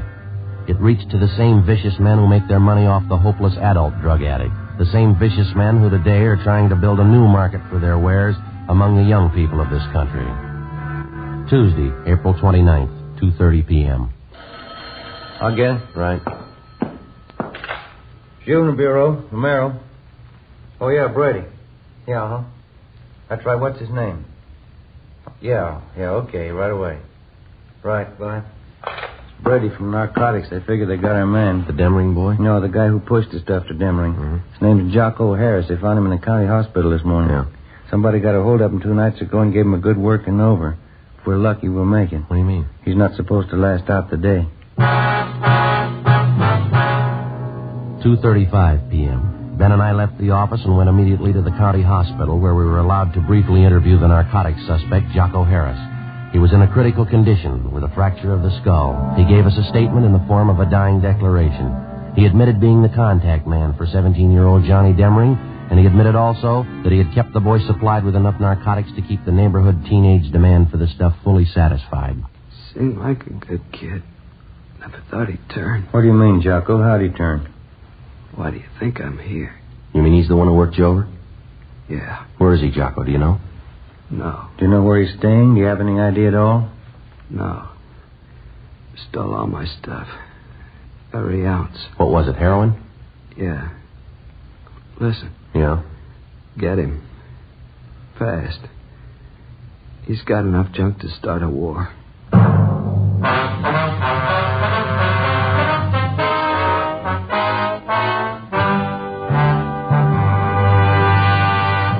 You're in a cruiser car of a Metropolitan Police Department.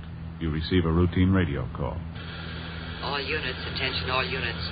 Pick up and hold for investigation the following vehicle. 1948 Ford, 2-door sedan. Black, white sidewall tires. There are many cars that fit this description. You listen for more facts. This car will have extensive damage to right front end. License number 9 Robert 9 707. In the 7 column, 9 Robert 9 707. KMA 367. Now you can pin it down to one. It's the same with cigarettes. There are many king-size brands to choose from, but when you know all the facts, you'll make your choice Fatima. Here are those facts. Fatimas are the same in length and circumference as any other king-size cigarette. 85 millimeters long, 1 1/64 inches around. And Fatima filters the smoke exactly the same long distance. But in Fatima, the difference is quality. Fatima gives you extra mildness, a much different, much better flavor and aroma. You get all the advantages of extra length, plus Fatima quality, which no other king-size cigarette has. Fatima, best of all king-size cigarettes. Definitely the best quality in its class, but the same price as the cigarette you're now smoking. Next time, buy Fatima.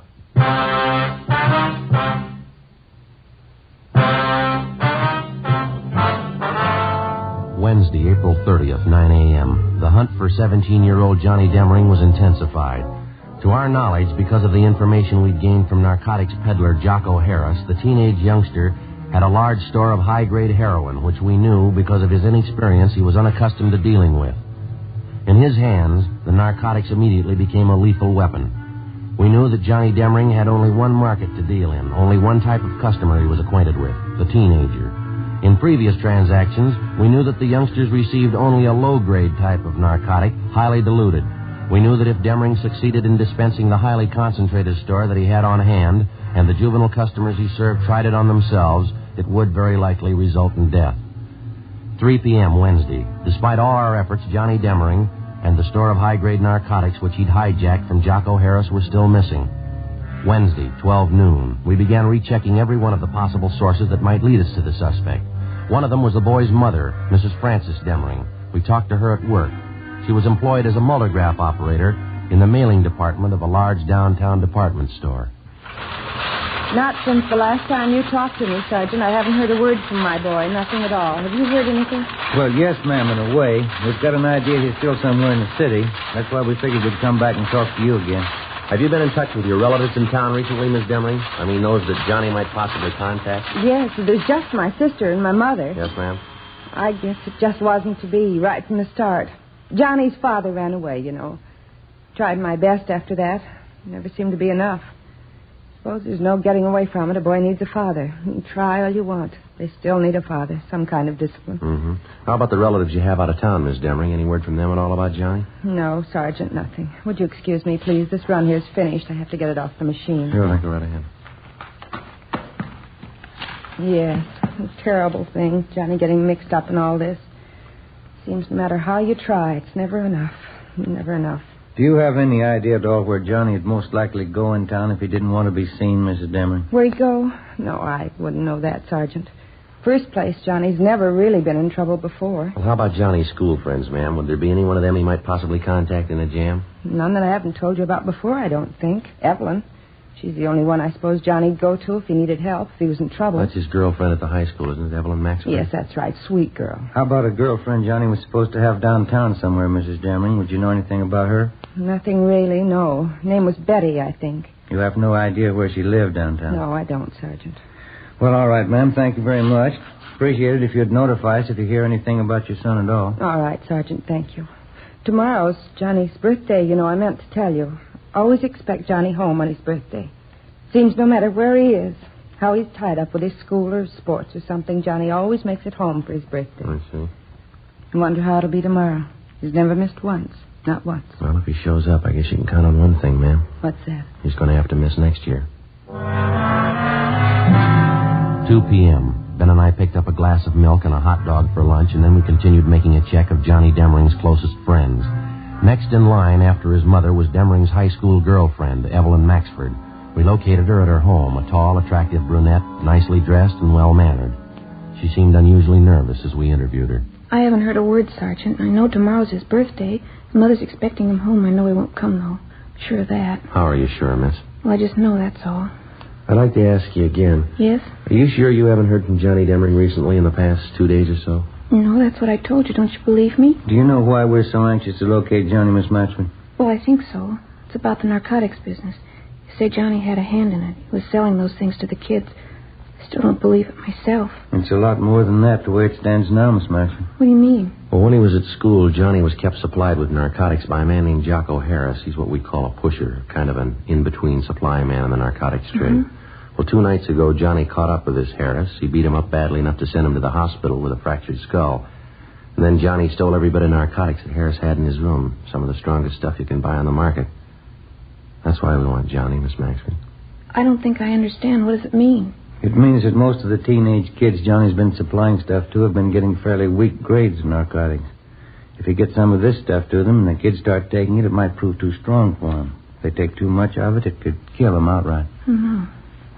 Now, you see what we're up against. We've got to find that boy. We've got to find him soon. Couldn't you talk to his mother? Maybe she could tell you something. Well, we already have, miss. She couldn't tell us anything. That's why we halfway depended on you. Why do they have to put it in my lap? Why does it have to be me? I liked Johnny for a while. I don't know what to think now. Well, have you heard from him, Miss Maxford? Now, there's no reason to be afraid. You'd probably feel a lot worse if something happened to one of the high school kids, wouldn't you? Miss Maxford? I got a call from him yesterday. Johnny. He wouldn't tell me where he was. I asked him, but he wouldn't tell me. What else did he say? He knows everybody's looking for him. He doesn't know about the stuff that he stole, though. I'm sure of that. He doesn't know what it could do. Did he make any dates with you? Did he want to see you? Yes, he wants to see me. He wants me to meet him tonight. Where? Excuse me. Yes, go ahead. Hello? Yes? I don't know. I don't really. What?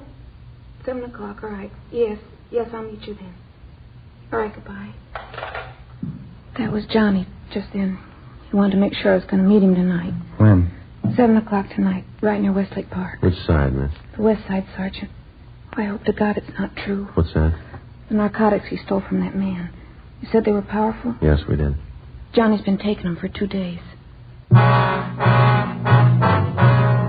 6:45 p.m. Together with 2 other men from Juvenile Bureau, Hurst and Ty, we drove near the appointed spot along the lake in Westlake Park where Evelyn Maxford's meeting with the teenage suspect Johnny Demring was to take place. We staked out at a reasonable distance, and Miss Maxford went ahead to the meeting spot. As far as we could see, there was no sign of Demring.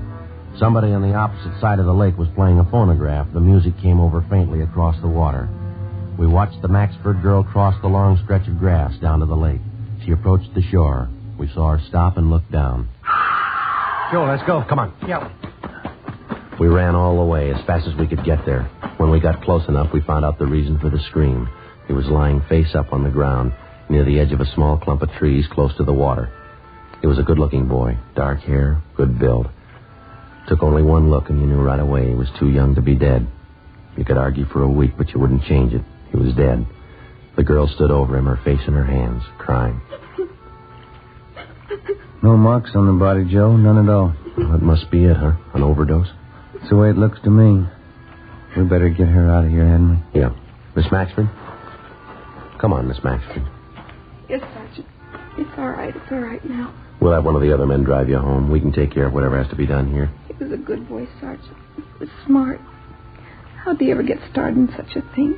How could he ever make such a mistake? Well, he's got the best excuse in the world, miss. Yes. He was 17.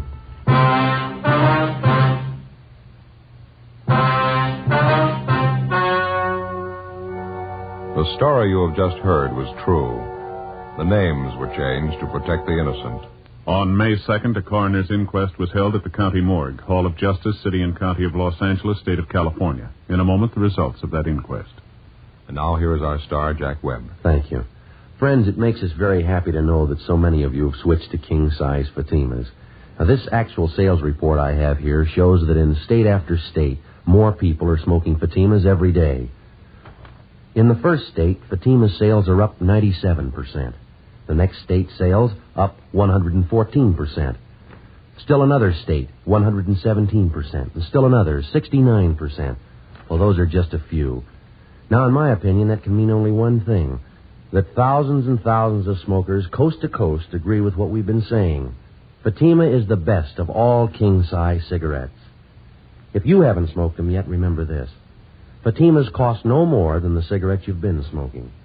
Fatima gives you all the advantages of extra length, plus Fatima quality, which no other king-size cigarette has. So tomorrow, buy Fatima.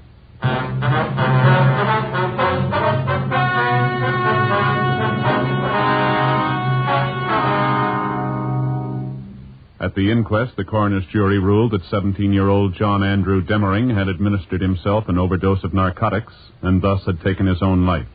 All others involved in the juvenile narcotics ring, a total of 8 persons, were tried and convicted under the State Narcotics Act. They received sentences as prescribed by law and are now serving their terms in the state penitentiary.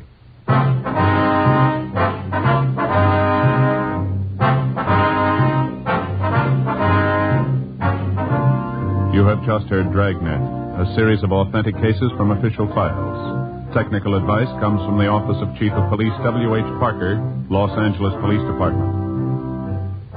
Fatima Cigarettes, best of all king-size cigarettes, has brought you Dragnet, transcribed from Los Angeles. Stay tuned for Counter Spy, next on NBC.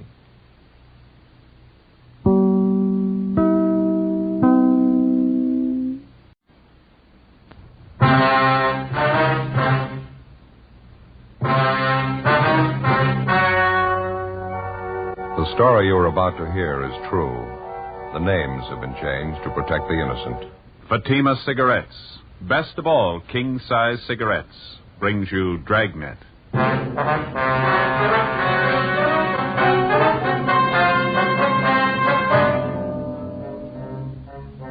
You're a detective sergeant. You're assigned to homicide detail. A 64-year-old shopkeeper is found murdered, beaten to death in the back room of his store. The body bears the marks of a savage attack. There's no trace of the killer. Your job? Get him. How does Fatima compare with other king-size cigarettes? Fatimas are the same length and circumference, 85 millimeters long, 1 1/64 inches around. And Fatima filters the smoke exactly the same long distance as any other king-size cigarette. Tell me then, how is Fatima different from other king-size cigarettes? In Fatima, the difference is quality. Fatima gives you extra mildness, a much different, much better flavor and aroma. Remember, Fatima has all the advantages of extra length, plus Fatima quality, which no other king-size cigarette has. So insist on the best. Smoke king-size Fatima, best of all long cigarettes.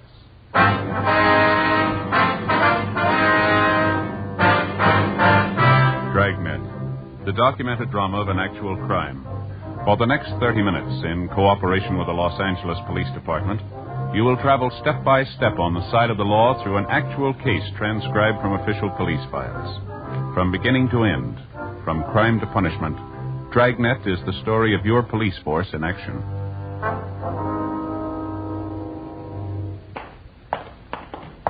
It was Wednesday, February 19th. It was cloudy in Los Angeles. We were working the night watch out of homicide detail. My partner's Ben Romero. The boss is Thad Brown, chief of detectives. My name's Friday. We were on the way out from the office, and it was 10:56 p.m. when we got to 1016 South 12th Street, the Apex Men's Shop. Yes, sir? Friday and Romero, Central Homicide. ID card. Oh, yeah, Sergeant. Been waiting for you. My partner's upstairs in the back talking to the victim's wife. You answered the call, did you? Yeah, that's right. Miles and Keever, Unit 16R. Who are you? Miles. Keever's talking to Mrs. Wilford, victim's wife. She found the body. What's that up above? How's that? Music up there somewhere. Sounds like a party. Oh, yeah. Well, that's a dance place. Takes the whole upper floor of the building. Wonderland Dance Hall, I think that's it. Mm-hmm. When was the body found, Miles? Do you know?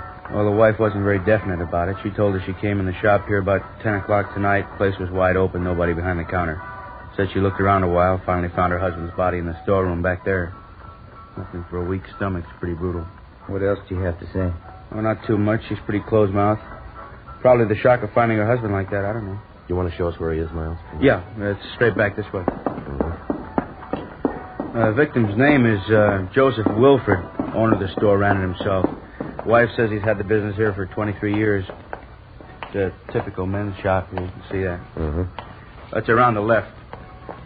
In here. Okay, go ahead. He used this for a storeroom, I guess. Uh-huh. Well, that's it. As far as we know, the body hasn't been touched. Yeah, sure took a terrible beating. An elderly man, huh? The wife said he was 64 last birthday. She couldn't think of any enemies he has. Anybody want to do this? Where'd he keep his cash? Did she tell you that? No, cash register, I guess. Can't be sure till Leighton Prince gets here. Yeah. Did you call the crime lab yet? I'm waiting for you fellas. You want to call him now? Would you mind? Oh, sure, sorry. Say, you might as well call the coroner while you're at it. Tell him there's no big rush. Yeah, right. Take a look around here, Joe. Looks like a tornado ripped through. Yeah.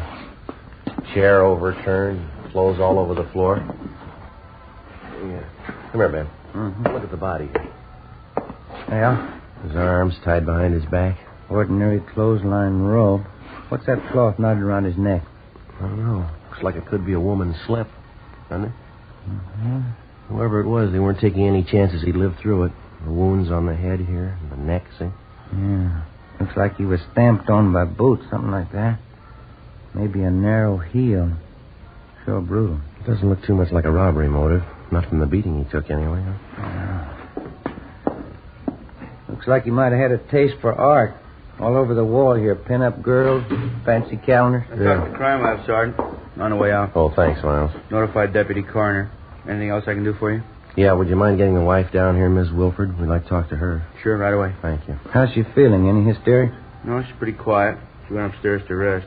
A couple of housekeeping rooms up there. Guess that's where she and her husband live. We'll tell her she doesn't feel too well. We could come up there and talk to her. Right, sir. Right. What do you think? I don't know. We'll see what the crime lab can come up with. We can start checking around the neighborhood after we talk to the wife, huh? Mm-hmm. Let me take a look here.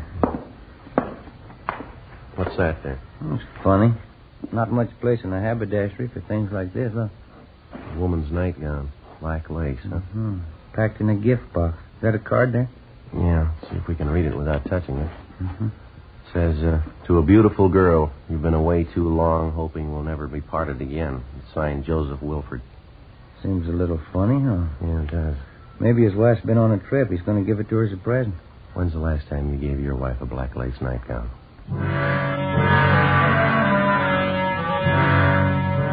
11:05 p.m. The two officers who'd answered the call, Miles and Keever, brought the victim's wife, Mrs. Agnes Wilford, downstairs, and Ben and I questioned her. She was a small, slight woman, dark hair, dark brown eyes, a sharp nose and chin. She looked to be in her early 50s. She said that both she and her husband had emigrated to America from northern Germany 25 years before. We asked her how her married life with Mr. Wilford had been, but she kept dodging the question. We asked her how she happened to find the body. The body's just as you found it, Mrs. Wilford. You didn't disturb anything? No, I just came back from a friend's and looked, and I saw him, and he was dead. Somebody killed Joseph. And you're pretty sure that your husband wasn't having any trouble with anybody? No enemies? No, he didn't have any enemies not to do this. Yes, ma'am. You lived upstairs in the back of the store with Mr. Wilford. Is that right, ma'am? And for a long time, yes, we lived upstairs in the rooms. It was nice. Saved money for rent. Well, do you have any idea at all why your husband's dead? Why somebody'd want to kill him? There was money in the store. They'd kill for that. You're policemen. People kill for money, you know that. Well, do you know where Mr. Wilford kept his money, ma'am? There was a wooden drawer in the table in the back room. He would keep the money there. But I looked when I came in first. It was empty. Well, was there any money in that drawer tonight? Do you know that? Oh, yes, $300-400 anyway. Joseph always kept it in there. A terrible place up above, the music all the time, the noise. You should make them be quiet. The dance halls have been up there for a year tonight anyway. They should be quiet. Yes, ma'am. About the money Mr. Wilford had in the store. Maybe $1,000. $700-800, maybe that anyway. And then his wristwatch he had on, that's gone too. Well, can you give us a description of the watch, Mrs. Wilford? What make it was? What it looked like? Oh, yes, I can give that to you. It's white gold, expensive. Writing on the back, Agnes, Joseph. One birthday I gave it to him. Have you been away from your husband recently, ma'am? I mean, on a trip or anything like that? No, I haven't been away. Why? Well, we don't mean to upset you at a time like this, but would you know if your husband had any women friends?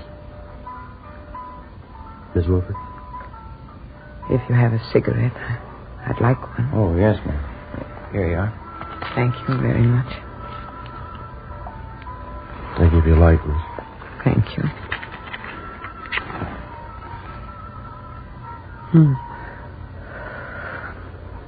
we have to talk about it? I'm afraid so, ma'am. Most of them I know. For 10 years it's been like this. There were many of them. Young women. Joseph didn't try to hide it from me. I knew all about it. You continued to live with your husband all this time, ma'am? I did. He'd bring the girls to the shop here sometimes. When they'd come, I'd go away for a while. After they were gone, I'd come back. Joseph and I would never talk about it. You mean you never had any arguments with your husband about the women? No. He never lied to me about the girls. He had them, that's all. It was something he expected me to understand. I see. You say you knew several of these women your husband went out with. Could you give us their names, please? Yes, there's an address book upstairs in Joseph's desk. The names are in there. I see. Would you mind showing us that address book now, please? Yes, we can go upstairs. I'll get it for you. There's one question I'd like to ask you, Mrs. Wilford. If you don't mind. Yes? About your husband, ma'am. I don't know.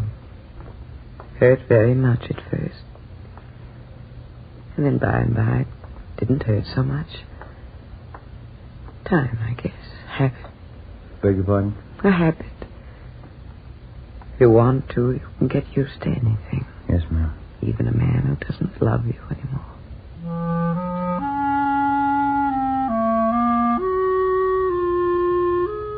We went upstairs to the housekeeping rooms where Mrs. Wilford gave us her husband's personal address book. She also gave us a description of his wristwatch, which had been removed from the body, along with the name of the jeweler who'd sold her the watch. It was a Hamilton with a diamond-studded dial. The crime lab crew arrived downstairs and began their routine investigation. We finished questioning the victim's wife, and then we started checking the neighborhood. Only a few of the stores in the area were still open. We found only one possible witness, a newsboy, who told us that he'd seen an attractive dark-haired woman enter the store earlier in the night at about 8:30 p.m. His description of her was only sketchy. Another hour of checking the neighborhood, and we went back to the store. Lieutenant Lee Jones and the crime lab crew finished checking over the entire layout. They went back downtown to give a thorough examination to what physical evidence that they'd found. The deputy coroner arrived and removed the body. Together with Hubka and Forbes from Homicide, Ben and I spent most of the next day checking with store owners in the immediate neighborhood of Wilford's haberdashery. They could tell us nothing we hadn't already found out. We got the description and serial numbers of the victim's missing wristwatch, notified the pawn shop detail, and got out a broadcast on it. 3:45 p.m. We checked with the office.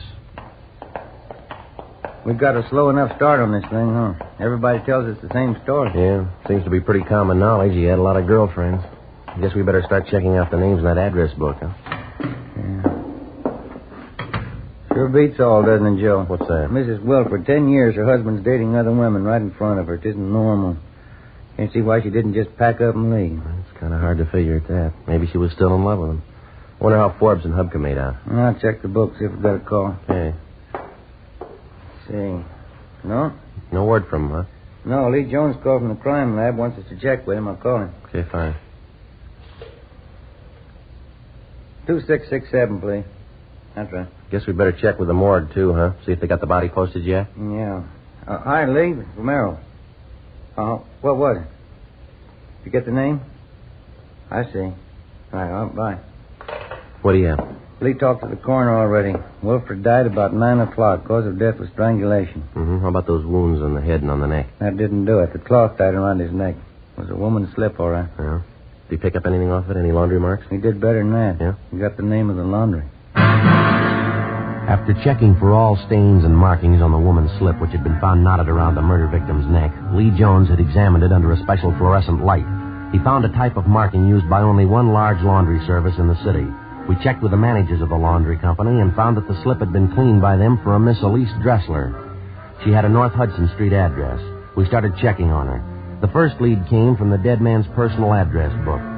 We found the name of Elise Dressler listed along with her address and telephone number. There was a single word scribbled beside her name and enclosed with parentheses. It said Max. That was all. 5:42 p.m. We drove out to the address, a Spanish-style apartment house on North Hudson. We rang, but there was no answer. The apartment manager told us Miss Dressler worked as a dancer at a nightclub on West 7th Street. Ben and I drove to the club, a high-priced theater restaurant which was newly opened. We were told Elise Dressler wasn't due there until 9 p.m. We had a couple of ham and cheese sandwiches and some coffee at a lunch counter, and we checked back at the club a few minutes past 9. The show was already started. We located the Dressler girl in her room backstage. She was a tall, fairly attractive blonde. We started questioning her. Can you tell us where you were last night, miss? Yeah, all right. Here I work every night but Monday. We close then. What time did you get here last night? Just about 8 o'clock. I had something to eat, and then I changed to my costume and went to work. Do you know if Mr. Wilford had any enemies? No. Maybe somebody he was having trouble with? No, maybe that wife of his. It's none of my business. I wouldn't know. You can't think of anybody at all who might want him out of the way? No, I don't think so. He and Max Hollins had some arguments, but that's the only time I saw Joe mad at anybody. Who's this Max Hollins? He's the man who arranged for me to come out from New York. Joe and Max have been friends for a long time. What were the arguments about, Miss Dressler? Do you remember? Yeah, about me. You see, Max brought me out here, and I suppose at first he thought he owned me. He didn't think I should go out with any other men but him. Max is stubborn sometimes. Well, so am I. I like Wilford, so I went out with him. I went out with Max, too. Now, these arguments they had about you, would you say that they were pretty mad at each other, Max and this Mr. Wilford? Well, only last week. Max was very angry with Joe, but I think he got over it. Could we talk together later? It's almost time for me to go on. I better get outside. Oh, sure. Excuse me. Yeah, I'll get it. Okay. We'll wait backstage here for you, Miss Dressler. Is that all right? Yeah, fine. Oh, that's all right. I still have a few minutes. Well, how about the last time you were in Wilford's store, Miss Dressler? Can you remember that? Not exactly. At least 6 months ago. I hardly ever went to see Joe there. Did you ever have any occasion to leave any clothing with Wilford in his store, maybe for a cleaning alteration? No, I never left. And maybe it's possible they could be there. How do you mean? Well, I have some nice slips, you know. First I sent them out, but Joe said he knew a very nice French laundry to do them. He'd come to my place, pick them up, and then take them to the laundry. Maybe he could have left them in his shop one day. Well, would anybody besides yourself have access to the clothes in your apartment? Maybe a roommate? No, I live by myself. I have the only key to the door except Max Hollins. He's got one. He lives in my apartment house, the upstairs floor. Nobody else has the key. Did you send any clothing to the French laundry with Mr. Wilford recently? Yesterday I did. 2 nice slips of mine. But Joe Wilford didn't call for them. I sent them over with Max. How'd that happen? Max said he might as well take them. He was going down to that neighborhood by the haberdashery. Oh? Yeah, I wanted to see Wilford anyway. Max said he wanted to fix up their argument.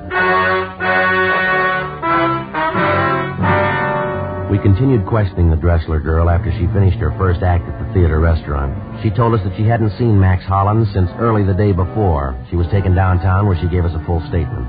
Further questioning got us the information that the argument between the two men, Joseph Wilford and Max Hollins, over the affections of Elise Dressler was far from settled at their last meeting. The girl admitted that it was a serious argument and that it ended up in a fist fight between the two men. She said Max Hollins was out of town for the night, but that he'd return early the next evening for work. He was employed as manager of a room service department at a large downtown hotel. 11:30 p.m. Ben and I drove back to the apartment house on North Hudson, and together with the building manager, we checked Max Hollins' apartment. We found nothing. The manager told us Hollins' car was parked in the apartment garage, so we went down and gave it a routine check. Under the front seat, we found a paper bag with a pair of gloves in it. There were bloodstains on both gloves. We dropped them off at the crime lab for examination. At 6 o'clock the following night, Ben and I went to the room service department of the downtown hotel where Hollins was employed.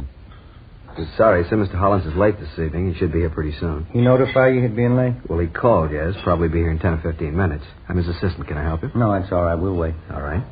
Pardon me. I wonder if we could look at your wristwatch, please. Well, surely. It's just a few minutes past No, 8. we just want to look at the watch if we could. Oh, sure, here. Could you take it off? I'd like to look at the back of it if it's all right. Sure, that's all right. Here. Nice looking, isn't it? Just got it yesterday. That's so. Same engraving. Agnes to Joseph. Where'd you get this watch, sir? Why, what's the matter? Where'd you get it? Max Hollins. He sold it to me.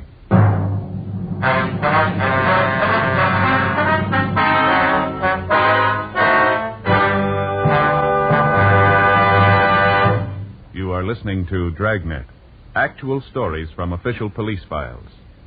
Now, listen to an actual Fatima sales report. Proof that in state after state, Fatima sales are going up. Up every day.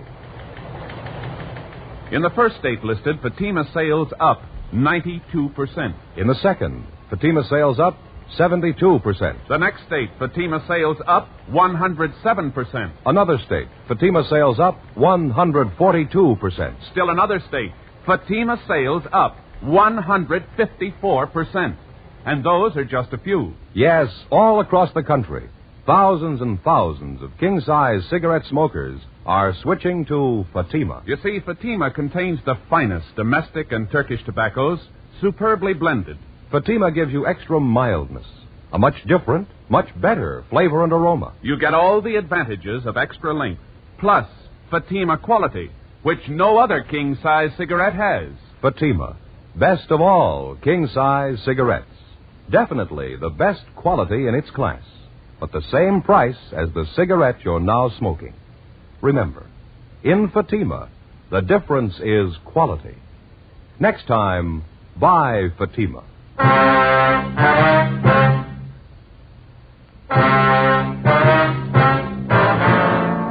February 21st, Friday, 6:30 p.m.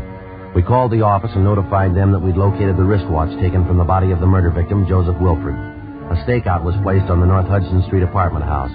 Ben and I stayed on at the hotel waiting the return of the murder suspect, Max Hollins. We talked to his assistant and found out that Hollins had a room in the hotel where he could sleep whenever he was called on to work late at night. 6:55 p.m. We called the office back and asked for a couple of men to be sent over to check the suspect's room. A few minutes later, Hollins himself showed up for work. Apparently, he'd been doing some drinking. Ben and I questioned him at his desk to stall for time until the men from the office could get to the hotel and make a thorough check of the suspect's room. Hollins was kept busy on the phone taking room service orders from the hotel guests. In between calls, we talked to him. I left Elise in the apartment, and then I took the few pieces of laundry she had and dropped them off at Wilfred's store. It was about 6 o'clock Wednesday night. You mentioned the address of the girl you wanted to see, Mr. Wilfred. You wanted to patch up an argument you'd had with him? Yes, I just wanted to make sure he didn't have any bad feelings about it. Really wasn't much of an argument. How long did you stay at Wilfred's store, Mr. Hollins? Do you remember that? 20 minutes, maybe a half hour. We talked, and we had a glass of wine in the back room. No, it was upstairs. We drank the wine, and everything was all right.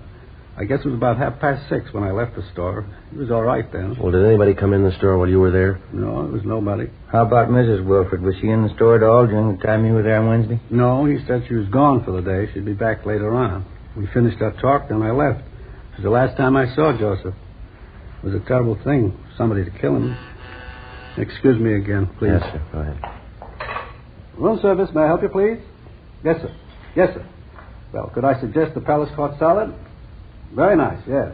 Half of artichokes filled with fresh crab meat, a Thousand Island dressing garnished with slices of avocado. All right, sir. 2 orders. Some consomme? All right.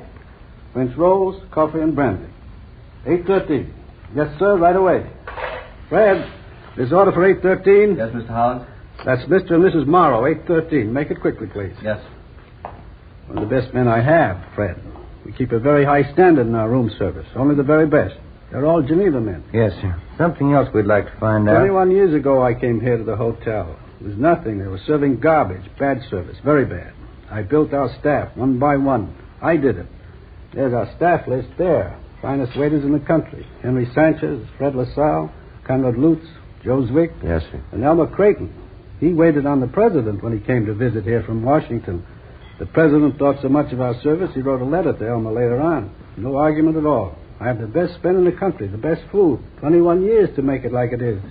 I did it all myself. I understand you and Wilford were old friends, Mr. Hollins. You knew him quite a number of years, is that right? Most of his life, yes. I knew Joseph in the old country. We came from the same town. Terrible thing that's happened. I always liked Joseph, a good friend. What about these arguments you had with him lately about the girl, Elise Dressler? They amount to anything? No, but it showed something typical of Joseph. Maybe it was the business he was in. Dollars. It's all he thought about. The big dollar.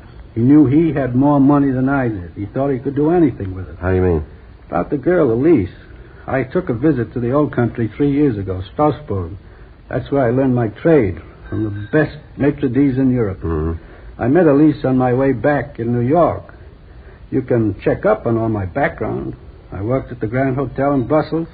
That's when it was the best. I was at the Carlton in London. Then I went to Venice, the Hotel Danielier. After, I went to the Hotel Majestic in Cannes. Yes, sir. What would that have to do with Miss Dressler? Very nice girl. We liked each other.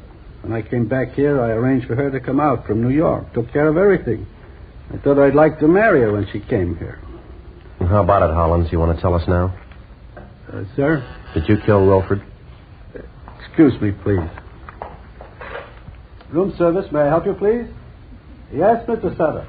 Dinner for 12 tomorrow night in your suite. Your wife and I made up the menu.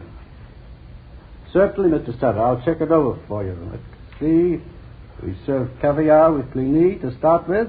Then the soup, consommé Magdalene. And with the soup, amontillado. Yes, sir, that's Spanish. Then crab legs, Saint-Denis. Sir? Saint-Denis, that's crab legs rolled in breadcrumbs, fried in butter, served in a terrapin dish with bechamel sauce. After that, the Chateaubriand with truffle sauce, soufflé potatoes, small green peas français, and with that we serve Pontet 27. Dessert, we shall have peach flambé, coffee, and liqueurs afterwards. Yes, sir. Henry Sanchez and Conrad Lutz. They'll serve you. Thank you. Thank you, Mr. Sutter. Good night, sir. Real gentleman, Mr. Sutter. He knows how to give a dinner party. The old school. Not so many of them left now. It's not like it used to be. People aren't the same anymore. Oh, yes, Fred. What is it? A message for the officers here, Sergeant. Oh, thank you. Excuse us a minute. Oh, of course. What is it? It's from Forbes. They checked his room in the hotel. They didn't find anything. Better get him downtown, huh? Yeah. Hollins, we'll have to ask you to come downtown. Oh, yes. Get my top coat on here. There. Right. Out this way, Sergeant. You park your car in the hotel garage? No, sir, outside on 10th Street. You can go out the side door then. This way.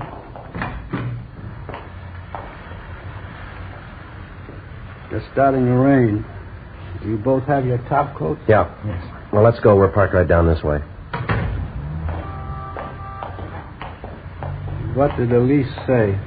Elise Dressler. She said you had a fight with Wilford. You went to see him the same day he was murdered. Yes. It's terrible. It's too bad. Might as well tell you, sir. We've got the evidence. Quite a bit of it. All points to you. Oh? How is that? Well, the pair of gloves you were wearing, we found them. The wristwatch you took off the body, we found that, too. Yes. You want to tell us about it? I didn't use good sense. I didn't know what to do when I went to see him. But I didn't have it in my mind to kill him. God knows I tried to talk to him. I asked him, please, to stay away from Elise. I asked him as a friend. Yes, sir. All he said to me was, Max, I give her presents and she likes me. I have the money to give her what she wants, Max. You haven't got the money. That's what he said to me. You had a fight with him then? No, there wasn't any fight. I'm not sorry. I killed him, but I'm not sorry. You want to give us a statement about it downtown? I suppose. I'm not ashamed of it. All right, let's go. Down this way. Any man would have done the same. How could you hear such talk and not kill him? How about the wristwatch you took off of him, the money from the drawer? I wanted to hurt him more, even after he was dead, after I beat him and beat him. I knew it would be the worst way to hurt Joseph, to take his money. Here we are. In the back, Alan. Yeah.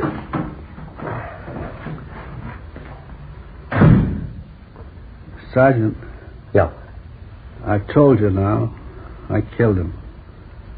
Don't you think I had a right to kill him? I wouldn't know. But he was like that. The first time you met Joseph, you would know he was bad. It was better for everybody for him to die. First time you met him, you would know that. I'm sorry, I wouldn't know, mister. What? The only time I met him, he was dead.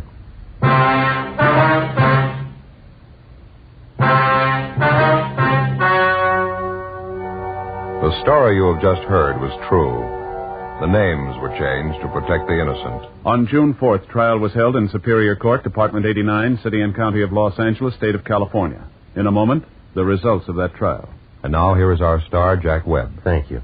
Friends, with your permission, I'd like to speak to our good friends, the cigarette dealers, listening in tonight. A few minutes ago, we read you some figures from our latest Fatima sales report.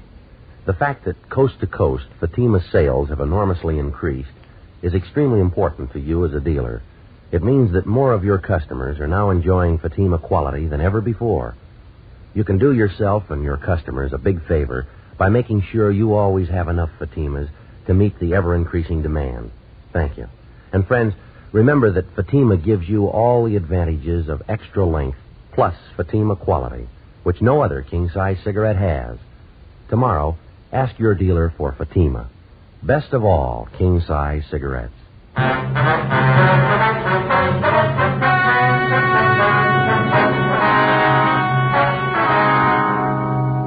Max Hollins was tried and convicted of murder in the first degree.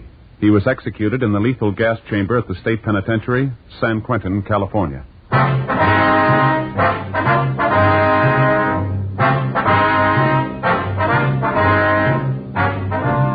You have just heard Dragnet, a series of authentic cases from official files. Technical advice comes from the Office of Chief of Police W.H. Parker, Los Angeles Police Department. Fatima Cigarettes, best of all king-size cigarettes, has brought you Dragnet, transcribed from Los Angeles.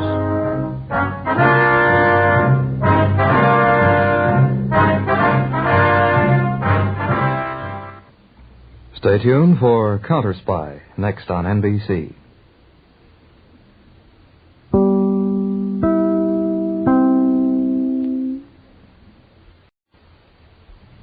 Ladies and gentlemen, Dragnet has a very important announcement for all of you at the close of tonight's program. The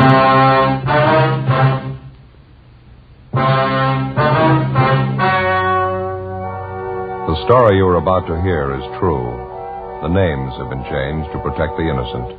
Fatima Cigarettes, best of all king-size cigarettes, brings you Dragnet.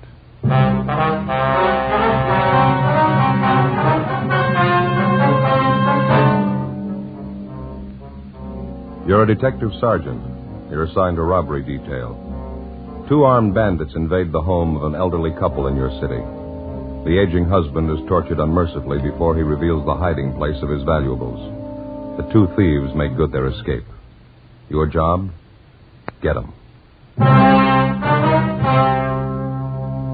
Why are thousands and thousands of king-size cigarette smokers switching to Fatima every day? Because in Fatima, the difference is quality. You see, Fatima contains the finest domestic and Turkish tobaccos superbly blended to make Fatima extra mild, to give you a much different, much better flavor and aroma. So compare Fatima yourself today. You'll find Fatima gives you all the advantages of extra length plus Fatima quality, which no other king-size cigarette has. Remember, Fatimas cost the same as the cigarette you're now smoking. But in Fatima, the difference is quality. Next time, buy Fatima.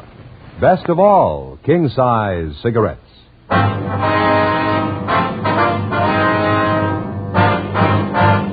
Dragnet, the documented drama of an actual crime. For the next 30 minutes, in cooperation with the Los Angeles Police Department, you will travel step by step on the side of the law through an actual case transcribed from official police files. From beginning to end, from crime to punishment, Dragnet is the story of your police force in action.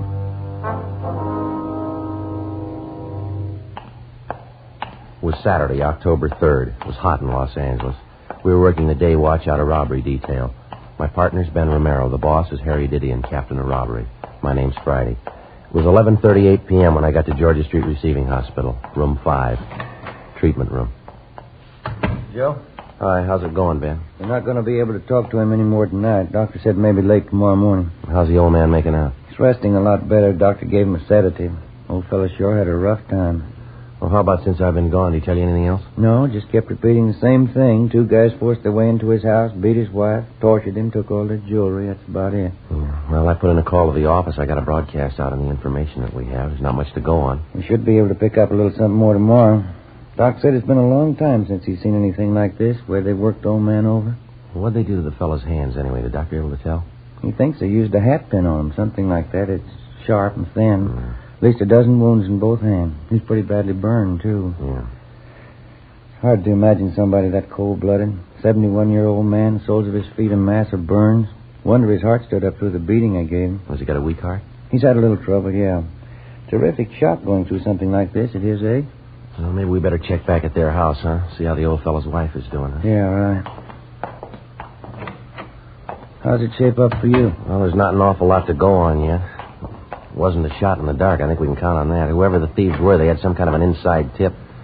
The old man and his wife, well, they don't put up much of an appearance. You wouldn't be apt to figure that they had $3,000 or $4,000 in jewelry put away at home, would you? Maybe his wife might have some ideas. Sure is a lousy shame. Yeah, you might halfway understand that they just held him up, but working him over the way they did. There was no sense to it at all. Trying to show off what a couple of rough bums they are. Maybe that's it. Well, then let's do them a favor. Let's show them what it costs. Ben and I got in the car and drove back to the Westlake Park area to the home of the robbery victim, 71-year-old Wendell McClung, and his wife, Catherine McClung. It was a one-story wooden frame building, gray shingled, a typical modest 4-room bungalow. The men from Unit 31R who'd answered the robbery call were still there, standing by. Another pair of men from robbery detail, Powers and Gonzalez, were checking the neighborhood for possible leads on the suspects. Inside the house, Ben and I found Mrs. McClung propped up in an easy chair in the living room.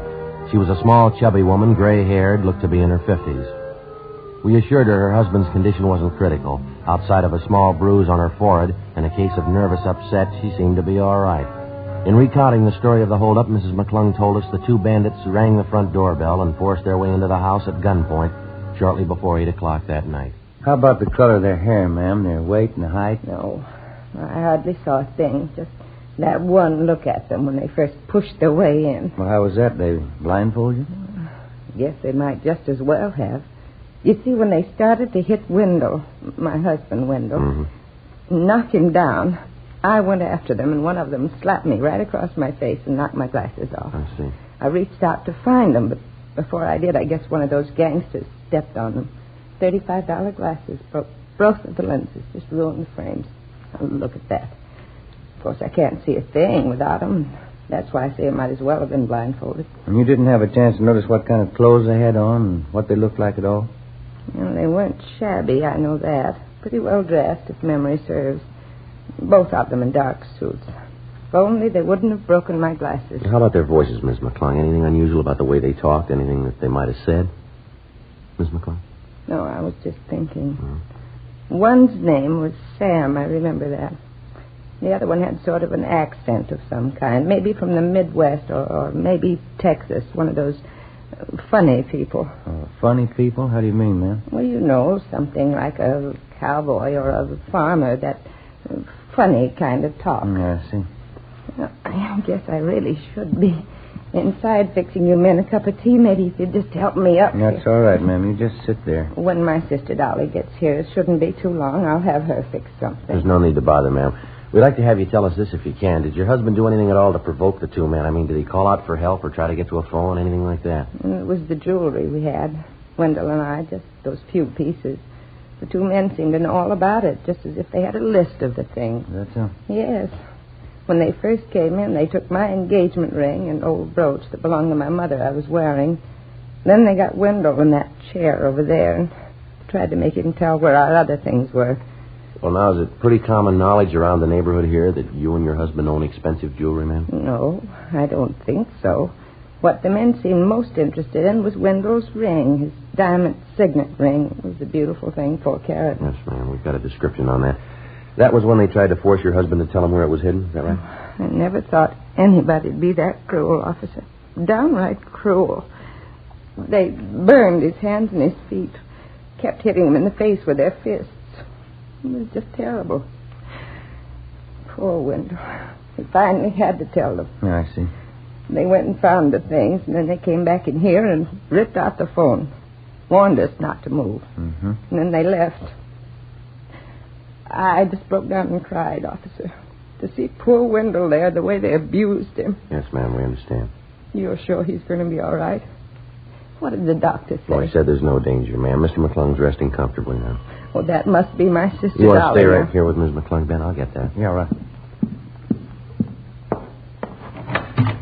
Joe? Hi, Jess. You and Powers do any good? I've been checking through the neighborhood 3 or 4 blocks around. Not an awful lot. A lot of people know the McClungs. Few of them know about their having jewelry. None of them saw anything unusual going on tonight. The thieves used the car. We know that. Didn't anybody at all spot it? I'm not sure, but there's one possibility. Some of the neighbors said a young kid was peddling magazines down this block tonight, just about the same time as the robbery. He might have spotted something. That's fine. Where is the boy? Where does he live? Well, that's what we asked the neighbors. Yeah? Nobody knows. A supplementary broadcast in an APB was gotten out containing what description we had on the 2 hold-up men, plus descriptions of each article of jewelry taken from Mr. and Mrs. McClung. The following morning, along with Jess Gonzalez and Johnny Powers, we continued canvassing the immediate neighborhood of the hold-up. The only thing we got was a fair description of the boy who'd been selling magazines the night before in the vicinity of the McClung house, and also the names of the magazines he was peddling. Monday morning, 9 a.m., we got in touch with the local distributor for the publications, got a list of 5 boys who sold for them in that general area, and started checking them out. Third on the list was a Bill Newsom, a sophomore student at a nearby parochial high school. He lived a half a dozen blocks from the McClungs. We checked at his house, but his mother told us he wasn't at home. I'm sure Billy won't be long. Thank you, ma'am. Right in here, officer. Just go ahead. Well, thank you. Sit down, won't you? Thank you very much. It must be him now. Billy, in here. Yeah, Ma. Come in here, Bill. 2 police officers to see you. Huh? Bill, this is Sergeant Friday and Sergeant Romero, my son Bill. How you Would you excuse me? I'm going to have to start fixing dinner. You go right ahead and have your talk with Bill. I'll be out in the kitchen. All right, ma'am. Thank you very much. You speak right up now, Bill. Try and help the officers all you can. How can I help you? What's it all about? We understand you have a magazine route in the neighborhood, Bill. Your mother tells us you were out selling this last Saturday night. Yes, sir, that's right. Thursdays and Saturdays, they're my regular nights. Mm-hmm. I don't really sell, though. How do you mean, son? Well, you see, I line up all my customers ahead of time. I got a regular list of people who buy from me every week. I don't do any door-to-door selling. That was not much good. I see. Do you have a regular customer on your list with the name of McClung, Bill? That's M-C-C-L-U-N-G? Yeah, Mr. McClung. Once a month, he takes a gardening magazine. Comes out the last weekend every month. Were you over near the McClung's place Saturday night? You remember? Yeah, I was. I went right by it. I've got customers all along that block there. Say, this wouldn't be about that robbery. That's right, Bill. You heard about it? After church Sunday, a couple of kids who go to the same school I do, they live right around the McClungs. They heard about it. What time was it when you went by there Saturday night, you remember? Oh, about a couple of minutes after 9, I guess. Maybe a quarter after. When I heard about the robbery on Sunday, I thought maybe I ought to tell somebody about it. I wasn't sure about it, though. You know, I didn't want to be a pest. What do you mean, son? You weren't sure about what? This dark blue sedan I saw parked on the street there, just a couple of houses down from the McClung's place. The reason I even noticed it was because it was a new car, almost a brand new car, but it looked like the license plates on it were kind of old. Mm-hmm. What else? Well, I delivered some magazines to Mrs. Brubaker, and I got my money for them. And then coming down the stairs, I saw these 2 men. I'm not sure they came out of Mr. McClung's house. It's dark, you know, but I thought that's where they came from. Anyway, they went down the street, and got in the car, and took off. Seemed to be in a hurry. Well, what did the 2 men look like, Bill? Do you have any idea? No, I didn't see them too well. Wasn't too close to them. I was about from, here to across the street from them. How about their clothes? You notice them at all? Yeah, they had suits on, dark suits, I know that. How would you describe their build, son? Medium, tall, fat, skinny? What would you say? Why, I think I'd say medium. Yeah, both of them medium. Now, about that car, Bill, you said it was a dark blue sedan, new model, and the license plates look kind of old, is that right? Yeah, that's right. That's how I first noticed it parked down by the restaurant. How's that? About 7:15 when I started my route down on South Benson, I saw the same car parked outside the restaurant down there. Forget the name of the place now. It just opened about a month ago. I'm sure it was the same car. Oh, yeah, I'm pretty sure. That's why I noticed it again when I saw it up by McClung's place. I thought it looked kind of terrible. Brand new car like that with old license plates. By any chance, son, do you remember the license number on those plates? No, sir, I didn't notice it at all. I'll tell you what, though. Yeah? If I see that car again, I'll be sure and get the number for you.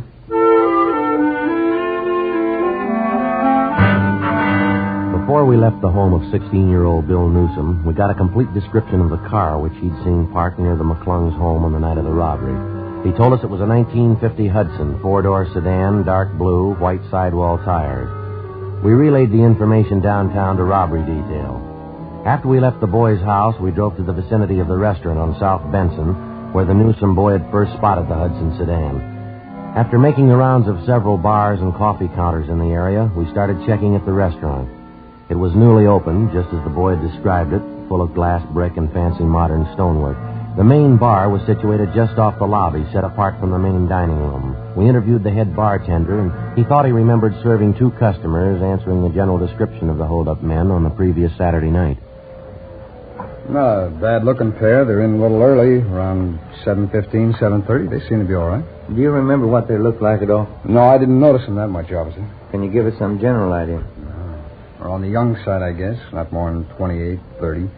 One of them talked like a Midwesterner, I think. You know, maybe Arkansas, Texas, someplace like that. Well, could you give us any idea what they were wearing? Would you remember both had suits on, dark suits. One had on a gray hat, and that's about all I remember.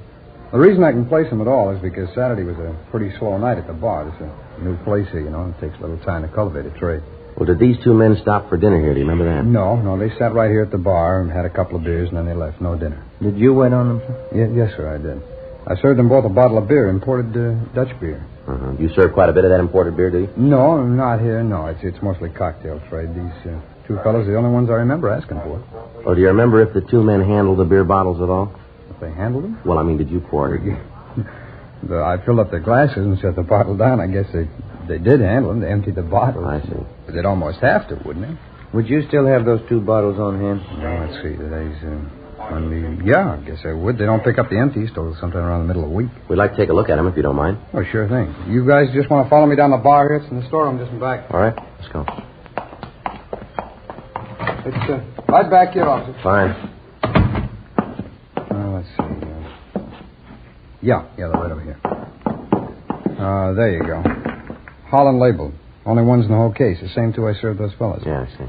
What do you think? Fingerprints? Maybe. And as soon as you get the fingerprints, you can pick them up, can't you? Yeah, when we find the men they belong to.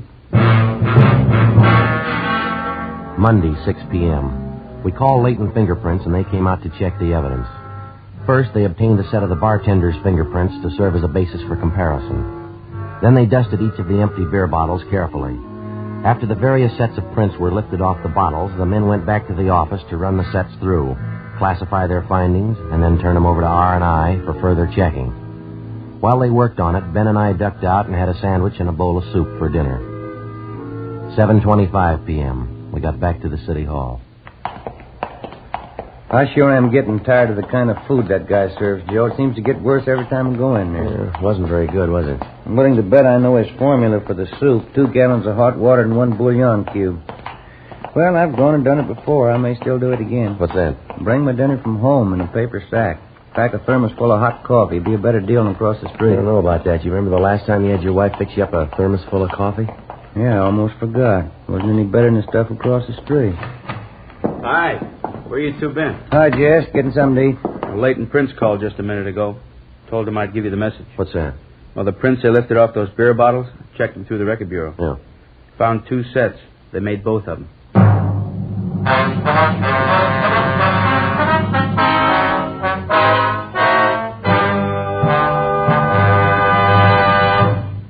In state after state, all across the country, Fatima sales are going up and up. Listen to the actual figures in the latest Fatima sales report.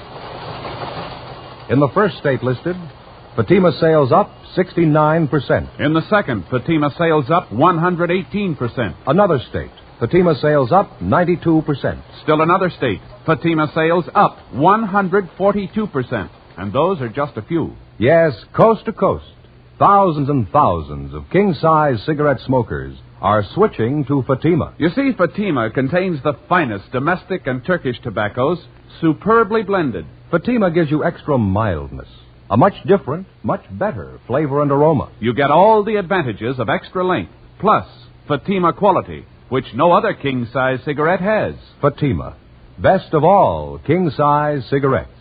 Definitely the best quality in its class, but the same price as the cigarette you're now smoking. Remember, in Fatima, the difference is quality. Next time, buy Fatima.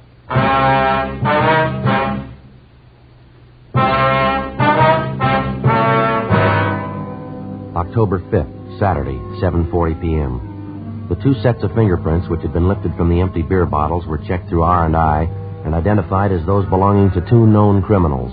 The first was Henry Vincent Moss, WMA, 29 years old.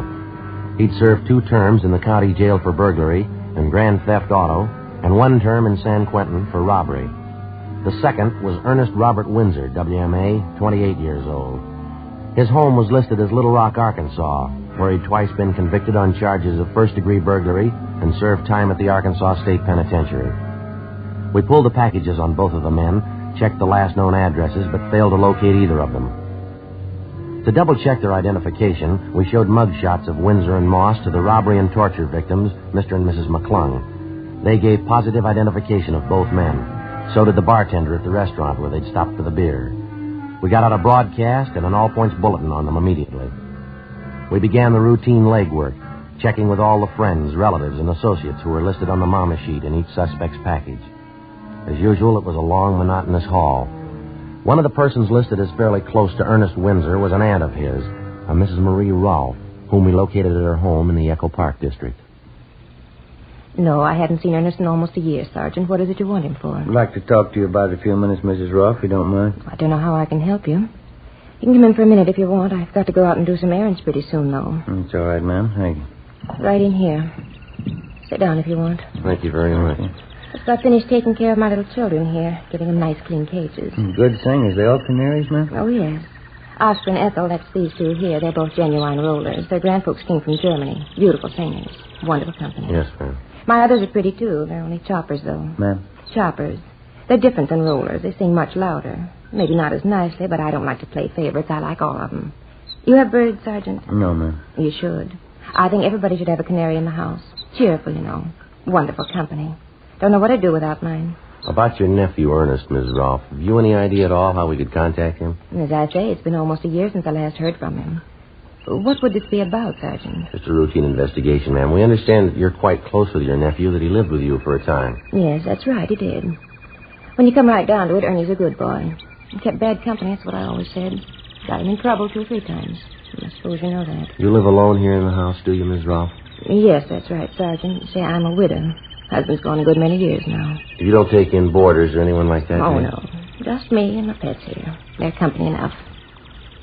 I wonder if you'd explain that laundry piled up in the bed there in the next room, ma'am. What's that? The men's shirts, stockings, the underwear, they're right there in the bed there. Well, I usually try to keep things in better order than that. It's just some laundry I do, Sergeant. Little odd jobs for some of the bachelor men in the neighborhood. I do it as a favor for them.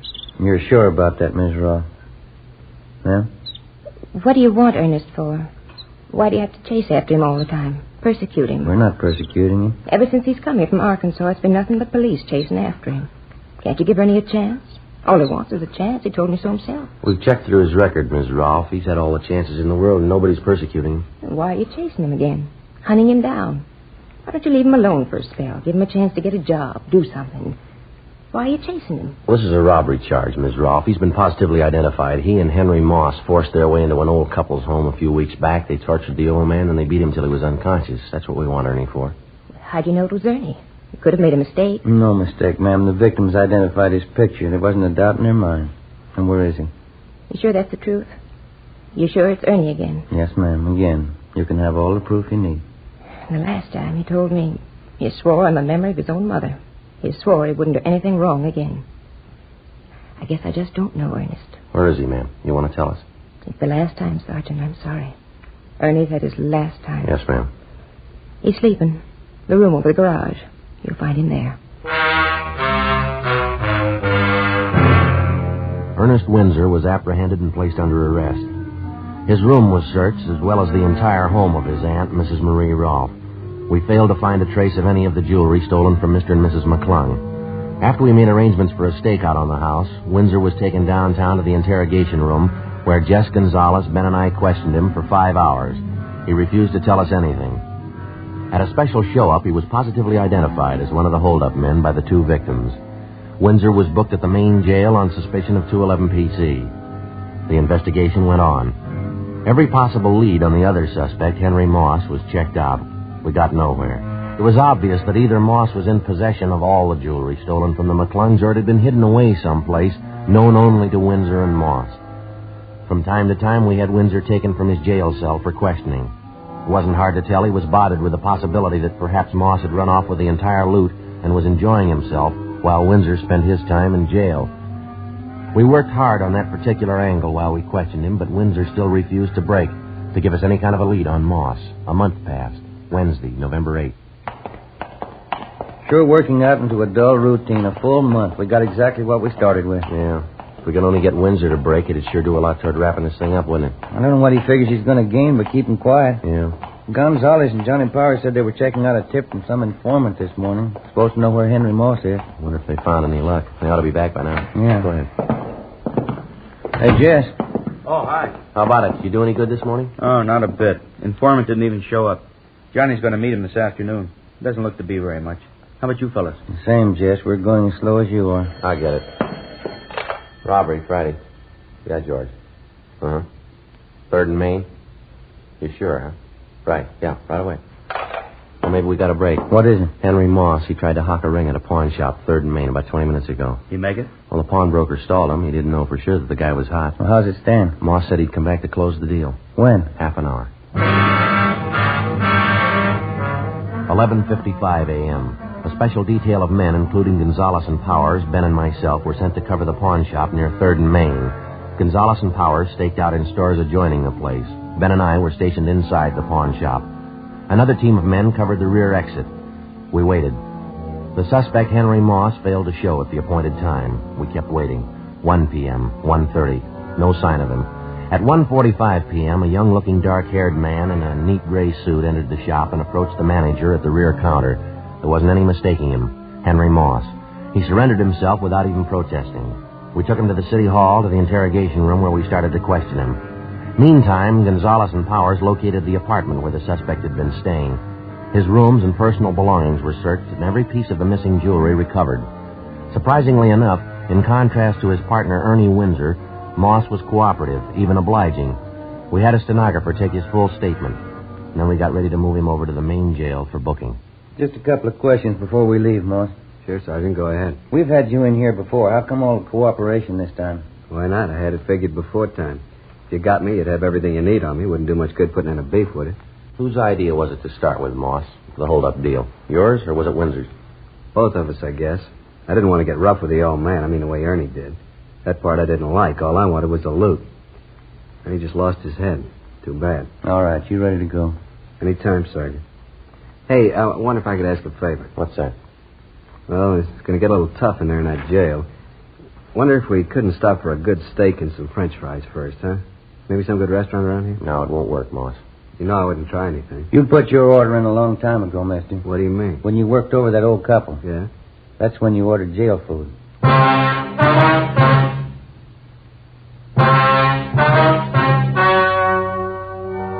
The story you have just heard was true. The names were changed to protect the innocent. On March 2nd, trial was held in Superior Court, Department 88, City and County of Los Angeles, State of California. In a moment, the results of that trial. Now, here's our star, Jack Webb. Thank you. If you smoke king-size cigarettes, listen to Fatima's amazing new offer. Buy a pack of Fatimas. Enjoy their extra mildness and superbly blended tobaccos. Now, if you don't like Fatimas better than the king-size cigarettes you're now smoking, return the pack with the unused Fatimas, and we'll give you your money back, plus postage. Now, we make this amazing offer because we believe Fatima is the best of all king-size cigarettes. Smokers all over the country are confirming this every day. Listen to this state-by-state report. State 1, Fatima sales up 92%. 2, sales up 72%. 3, sales up 107%. 4, Fatima sales up 192%. Buy Fatima today. If you're not convinced they're better than your present king-size cigarette, just return the pack and the unsmoked Fatimas before December 1st and get your money back, plus postage. Fatima, Box 37, New York 1. Buy Fatima today. Best of all, king-size cigarettes.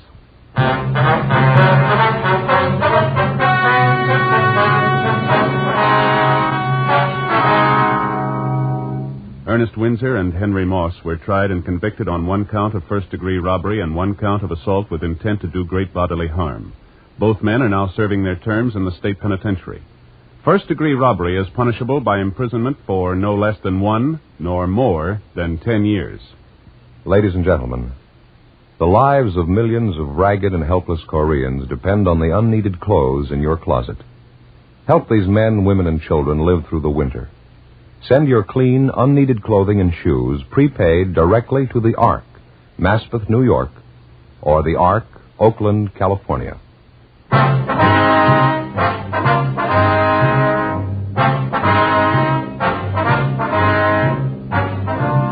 You have just heard Dragnet, a series of authentic cases from official files. Technical advice comes from the Office of Chief of Police W.H. Parker, Los Angeles Police Department. Fatima Cigarettes, best of all king-size cigarettes, has brought you Dragnet, transcribed from Los Angeles.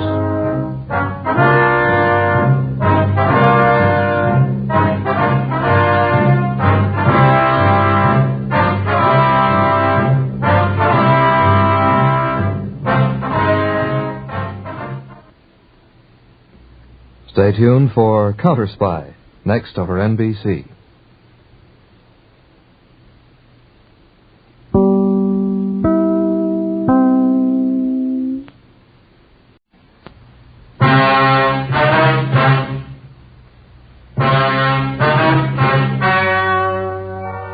The story you are about to hear is true. The names have been changed to protect the innocent. Fatima Cigarettes, best of all king-size cigarettes, brings you Dragnet.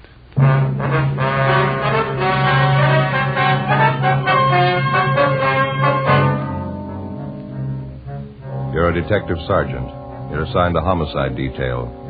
An attractive blonde secretary is found beaten to death in a downtown office building. You've only one lead to start with, a length of steel pipe wrapped in heavy paper.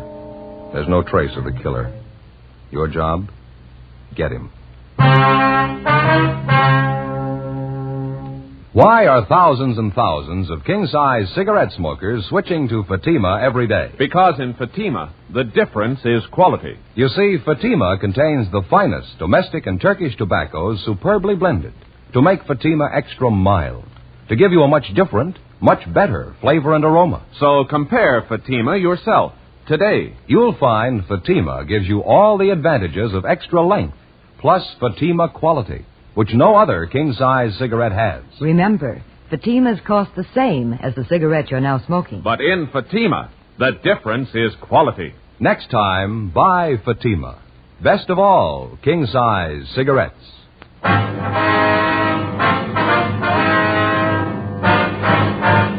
Dragnet, the documented drama of an actual crime. For the next 30 minutes, in cooperation with the Los Angeles Police Department, you will travel step by step on the side of the law through an actual case transcribed from official police files.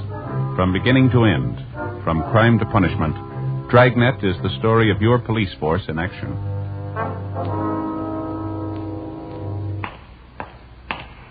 It was Wednesday, September 28th. It was hot in Los Angeles. We were working the night watch out of homicide detail. My partner's Ben Romero. The boss is Thad Brown, chief of detectives. My name's Friday. I was on the way back from the crime lab, and it was 11:48 p.m. when I got to room 42. Homicide. Romero? Ben? Hey, Romero? Not here. You, Friday? Oh, yeah. Lope, how are you? You seen Romero around the last half hour? Supposed to meet him here. Well, he's come and gone. Still around the building, though. Got a call. What was it about, do you know? Yeah, I was on that killing tonight. Call came from one of the cruiser cars checking the neighborhood down where it happened. Yeah? Did they find something? Picked up a guy about 3 blocks from the murder scene, acting suspicious. Men in the cruiser car figured maybe you'd want to talk to him. They're bringing the man in now? Yeah. Mm-hmm. You've been over checking with the crime lab? Yeah, there's not much. The murder weapon's about all we got so far. It's a piece of pipe with heavy manila paper wrapped around it. Uh-huh. Latent prints do any good? Yeah, they lifted a lot of fingerprints. They all belong to the victim. None of them are foreign. Mm-hmm. Hey, you got a toothpick, Joe? And corn on the cob from there. No, I haven't. Why don't you try the top drawer over there in Mike Pena's desk? He usually has some. Oh, yeah. Thanks. I understand it wasn't much to look at, the killing, I mean. It was a pretty vicious thing. The girl took a terrible beating. Oh. Who found the body? One of the scrub women in the building. It was an office up on the 9th floor, import-export company. Victim was a secretary there. She's a pretty girl. Mm-hmm. She dead long? Must have happened around 7 o'clock tonight. That's my figure. It's just a guess. Uh-huh. What's the girl's name? Been identified yet? Yeah, Adele Pryor. Her boss is out of town. She was working in the office alone. There was no one suspicious seen entering or leaving the office around the time of the murder. There's no one we know of, anyway. Mm-hmm. Yeah, it's going to take a lot of checking. Yeah. Any idea what the motive could have been? Well, it wasn't robbery. They didn't keep any cash in the office. As far as we know, the girl wasn't carrying much money. We'll start making the rounds in the morning, checking with her friends, see what we can pick up. Mm-hmm. Joe Friday, you on? Yeah, I'm right here. Back here, Ben. Oh, hi, Joe. Hi. Hi. They bring the guy in, Ben? Mm-hmm. Lopey brief you about it, Joe? Yeah, a cruiser car picked up a suspicious-looking guy near the murder scene. Is that about the size of it? A little more than that. They found the man beating his head against a brick wall in a back alley about 2 blocks from the office building where we found the body. Guy'd been drinking heavily, and when they picked him up, he's pretty far gone. Kept mumbling something about how he didn't deserve to live, how he's a murderer, killer. Not too coherent. They asked him about the dead girl, Adele Pryor? Yeah, but the stuff he said didn't make much sense. He sobered up a little since he picked him up. We might as well see what we can get out of him before we book him in, huh? Got him in the interrogation room now. Okay. Give it a try anyway. Any calls come in, you know where to find us, Lopey. Yeah, sure, right, sir. Thanks a lot. You checked with the crime lab, Joe? Yeah, about all we're sure of is the murder weapon. No prints, no other physical evidence. Maybe it won't matter. Got half an idea we might have the killer now. The guy they picked up? How'd he figure? Just a hunch. I don't think he's as drunk as he pretends. We're going to have to place him a lot closer to the murder scene than 2 blocks away. You can't prove a thing the way it stands. I was downstairs when they brought the man in. I talked to him while they were bringing up the interrogation room. Yeah. Told me he knows the dead girl. All right. Said he was with her an hour before she died.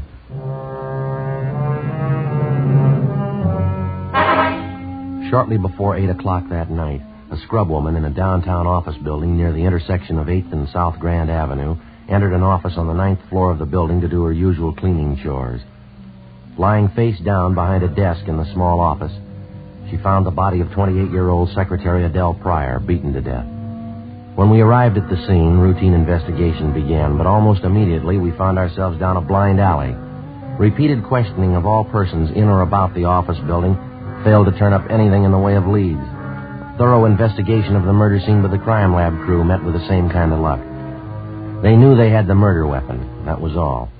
The deputy coroner arrived and removed the body to the morgue for posting. At 10 o'clock that night, 3 hours after the approximate time of the Pryor girl's death, officers in a cruiser car patrolling the area found a drunken man butting his head against a cement wall and muttering incoherently about a murder. He was picked up and taken immediately to the interrogation room where Ben and I questioned him.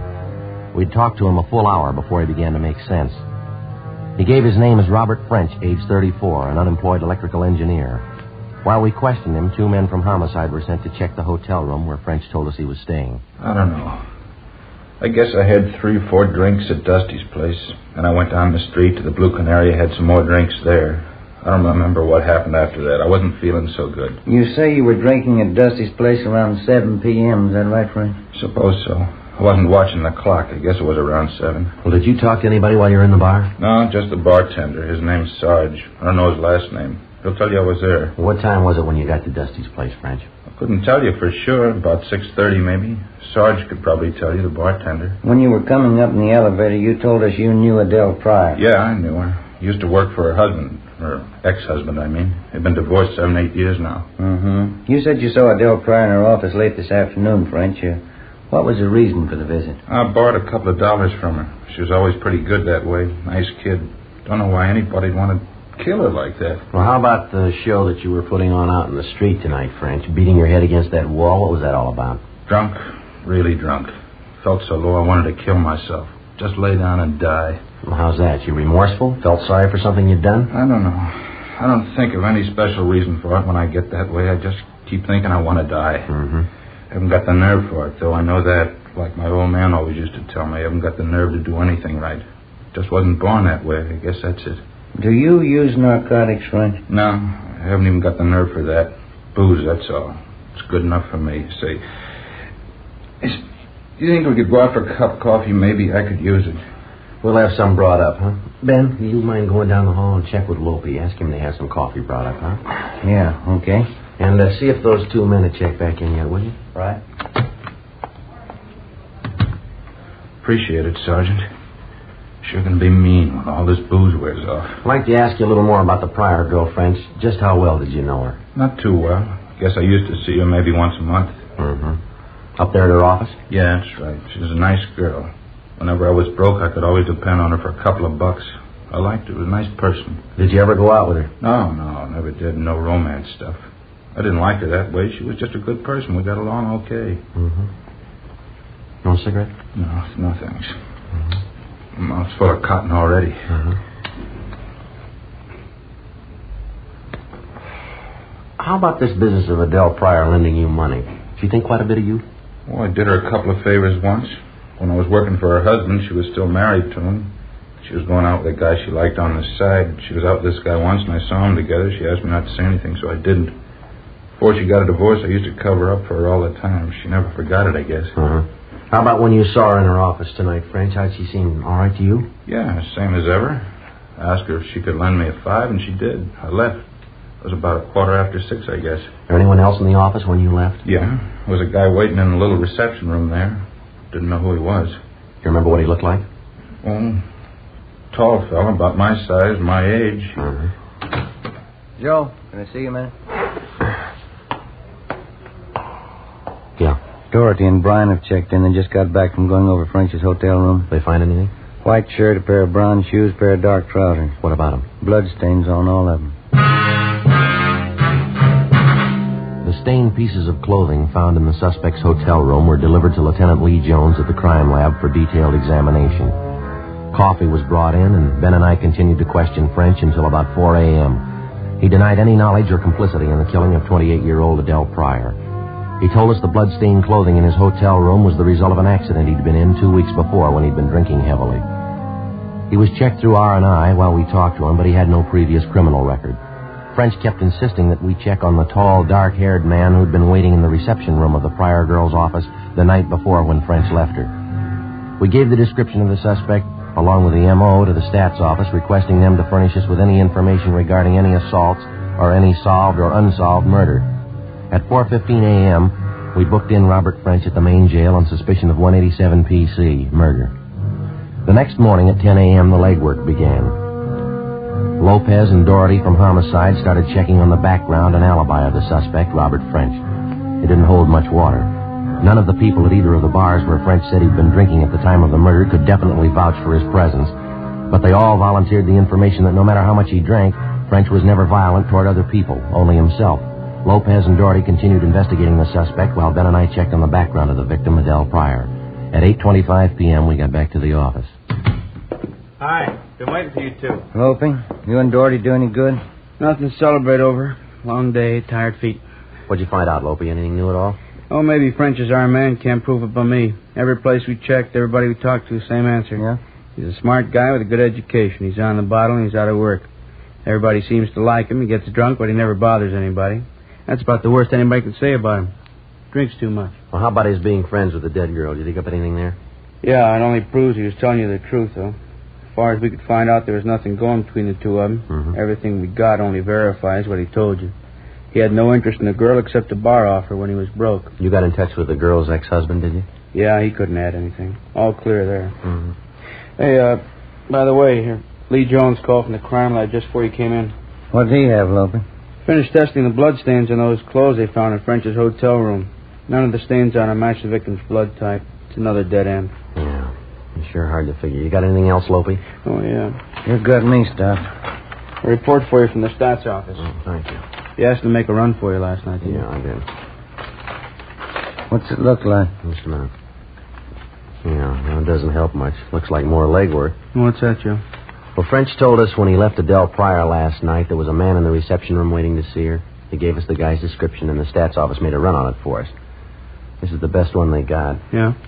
Guy's name is William Tanner, WMA, 33 years old, 6'1", 195 pounds, dark hair, dark complexion. Fits the description French gave us of the guy. The rest of it's a lot closer to home. How do you mean?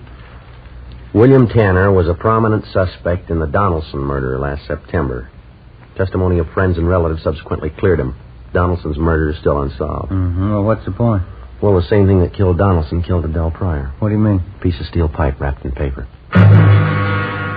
To the working detective assigned to examine a criminal case, the element of coincidence, when it occurs, generally serves to complicate any investigation. Toward the solution of the crime, coincidence may mean a lot or it may mean nothing. In any event, it can't be dismissed. This time we had 2 examples of coincidence to deal with. A girl had been beaten to death in an office building.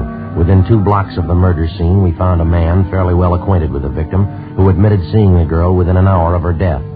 Primary investigation uncovered some facts which tended to incriminate the man, some facts which tended to prove him innocent. Was his presence in the immediate neighborhood of the killing only coincidental, or was he there at the particular time for the purpose of murder?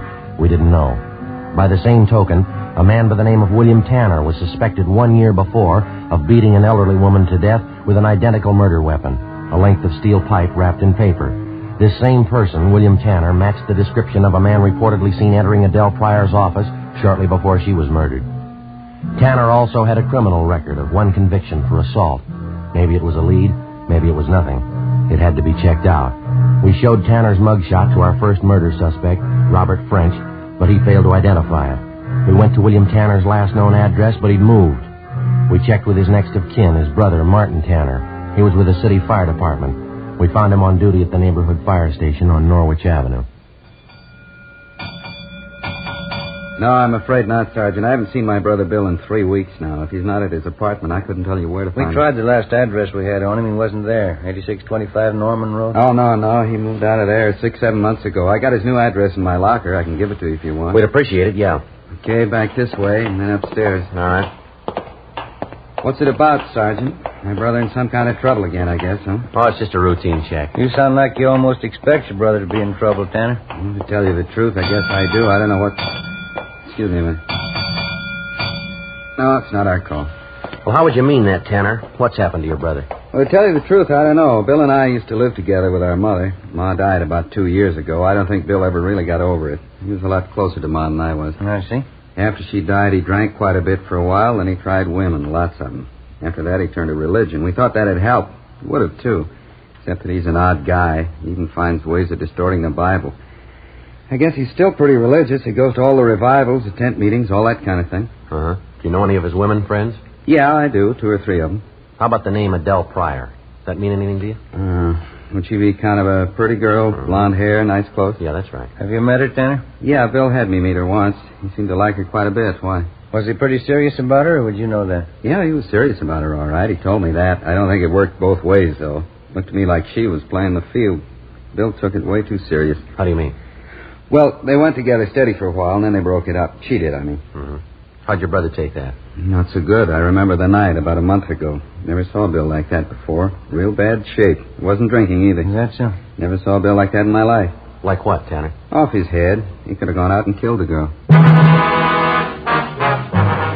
Before we left the fire station, we got William Tanner's new address from his brother, Martin. It was the same address as that of the murdered girl, Adele Pryor, an apartment house close by the intersection of Wilshire and La Brea. Tanner's apartment was on the 3rd floor, just down the hall from the Pryor girl's apartment. But Tanner wasn't there. The apartment manager told us he'd moved out the night before without leaving a forwarding address. Ben put in a call to the suspect's place of business, an industrial chemical company, where Tanner was employed as assistant office manager. What was the reason, sir? Oh, I see, uh-huh. Yeah, well, all right, thanks very much. We'll be checking with you later. Bye. What'd they say? Tanner left yesterday, quit without giving any notice. Told him he had a better job lined up. Where? South America.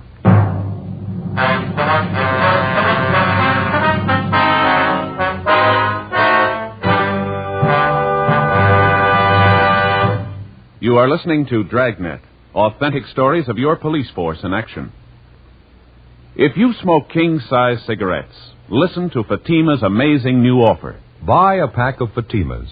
Enjoy their extra mildness and superbly blended tobaccos. If you don't like Fatimas better than the king-size cigarette you're now smoking, return the pack with the unused Fatimas and we'll give you your money back. plus postage. We make this amazing offer because we believe Fatima is the best of all king-size cigarettes. Smokers all over the country are confirming this every day. Here is the latest state-by-state report.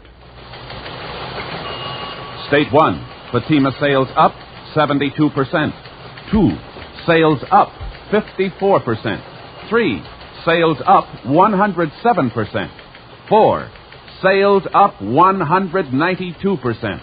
And those are just a few. Remember, if you're not convinced Fatima is better than your present king-size cigarette, just return the pack with the unsmoked Fatimas before December 1st and get your money back plus postage. Fatima, Box 37, New York 1. Buy Fatimas, best of all king-size cigarettes.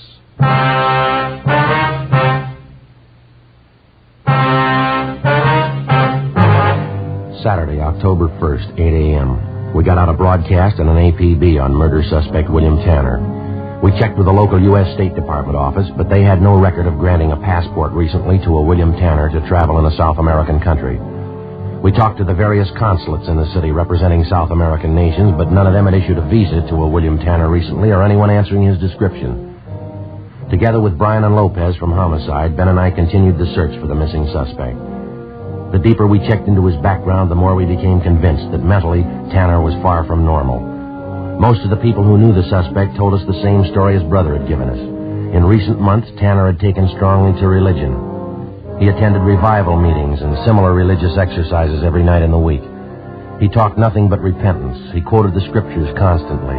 He adopted the habit of carrying a Bible with him wherever he went, reading from it aloud every chance he got. He kept urging his friends to join him in being saved. On Monday, October 3rd, we began a check of the various revival halls. On Wednesday, October 5th, we found him. He was attending a gospel revival in a meeting hall in the south end of the city. He told us he had a room in a small hotel directly above the meeting hall, but he seemed reluctant to take us up there. While Lopez and Bryan got a pass key from the manager and went up to check the room, Ben and I questioned Tanner downstairs in the lobby of the meeting hall. I'm sorry to hear about Adele. What happened to her? It's a terrible thing, isn't it? Yes, sir. We understand you knew Adele Pryor fairly well, Mr. Tanner. Is that correct? Yes, that's correct. I liked her quite a bit at one time. We used to see a lot of each other. I was engaged to her, you know. Well, how is it you never married, Tanner? Did she break off the engagement? No, I was lucky. I found out in time. I broke off with her. Well, how do you mean you found out in time? What'd you find out? I found the truth, Sergeant, the everlasting word. But know this and understand that no unclean person or covetous one has any inheritance in the kingdom of Christ and God. For these have given themselves up in despair to sensuality, greedily practicing every kind of uncleanness. Do not then become partakers with them. That's the everlasting word, Sergeant, the holy book. Yes, sir. I'm not quite sure I follow you. Open your eyes and ears to the everlasting word, and you will know and understand all things. It's very simple, officer. I don't want to say anything uncharitable about her. Adele wasn't for me. I'm glad I found out in time, that's all. Mm-hmm. When's the last time you saw her, Tanner? Do you remember? No, I don't. Not exactly. I think I saw her a week or so before it happened, before they found her dead. Where was that you saw her? How's that? I say, where was it the last time you saw her? On the street. It was downtown somewhere. I passed her on the street. You used to live in the same apartment house she did, isn't that right? Just down the hall from her? Yes, sir, I did. Why? And for a full week, you didn't happen to see the Pryor girl around the apartment building at all? No, that's right. When I broke off with Adele, that was it. I had no reason to see her anymore. Well, it's not too clear, Tanner. It doesn't jibe with what we've been told about you and the Pryor girl. Well, the lies, of course. I suppose you know that. Adele was a beautiful girl, very beautiful. A lot of men she knew were jealous of her. Well, the way we understand it, Tanner, you never did break off with Miss Pryor. You were going around with her, and you were seen with her right up to the day of her death. Well, that's certainly a lie, and I can prove that as soon as I found out about Adele. That was weeks before she was killed. As soon as I found out, that was the end. I broke off with her right away. I'd like to know what you're referring to, Tanner. You found out what? Adele, she was one of those. Huh? I'm sorry, she was. The sinner. I almost went out of my mind when I found out. She knew it was wrong. She must have known. It was right there in the book for anybody to read. Do not let sin reign in your mortal body so that you obey its lusts. Now, look, Tanner, what are you trying to tell us? It was terrible. She sinned all the time. She committed terrible sins. Will you come into this side room over here? I can tell you all about her. I'd just as soon not talk about it here. Sure, go ahead. In here. All right. Just one question before you get started, Tanner. Yes? Did you ever visit Adele Pryor at her place of business downtown at her office? No, I never did. Why? Did you visit Adele Pryor at her office the day she was killed? The Lord is my witness, Sergeant. I have nothing to fear. Why should you ask me that question? Well, we have a report that you were seen going into the office less than an hour before the Pryor girl was murdered. I'd like to have you clarify that for us, if you would. Certainly. It's a lie. You're sure you weren't in that office with her just before she died? Well, let me tell you about her sins. There was never anything as evil as this, Sergeant. Is that right? Yes, it was a terrible shock. I liked Adele. I think I loved her. We'd been going out for 2 months. Sometimes I'd take her here so that she could learn about the everlasting word, so that she could know about the terrible sins some people commit. Oh, drinking and parties and carryings on. Things no one should do, especially girls like Adele. Beautiful girl. How can you be sure she was doing anything wrong, Tanner? Do you have any real proof of that? Everything, Sergeant, I knew. Just knowing that she was sinning against the Lord. Did you know any of the other men she went out with? They were sinful, I knew that. They only liked Adele because she was beautiful. Did you know any of the men, Tanner? Did you know for a fact that there was anything wrong? I knew everything, Sergeant. She was a beautiful girl, and I thought she was a woman of the Lord, and I wanted her for my wife. But she gave in to sin. Now, I guess that's her business, Tanner, how she lived. We're trying to find out how she died. Well, just let me tell you about it. I'd lie there in the dark in my room upstairs, and I'd wait to hear her come in down the hall. It was always late. 2 and 3 o'clock in the morning I'd hear her come in. You still haven't told us, Tanner. What about the men she went out with, this Pryor girl? Slaves of the devil, every one of them. I thought I'd go out of my mind. All right, now, come on. You want to tell us, mister? How about it? Is that what made you do it? No, wait a minute. You don't want to wait to listen. You say made me do it. Made me do what? I think you know what we mean, Tanner. You want to tell us now? It's a terrible thing. All this sin around us. It's a grave thing. The whole world. There is not one just man. There is none who understands. There is none who seeks after God. There is none who does good. No, not even one. Their throat is an open sepulchre. With their tongues they have dealt deceitfully. The venom of asps is beneath their lips. Their mouth is full of cursing and bitterness. Destruction and misery are in their ways, and the path of peace they have not known. There's no fear of God before their eyes. No fear of God. Yes, sir. We'd still like an answer to our question. Maybe we could talk a little better downtown. The wisdom and the knowledge is here and now. I knew Adele and her terrible sins. They had to be paid for. Adele had to pay for every one of them. You want to get to the point, mister. Now, what is it? What are you trying to tell us? The grace of our Lord Jesus Christ and the charity of God and the fellowship of the Holy Spirit be with you all.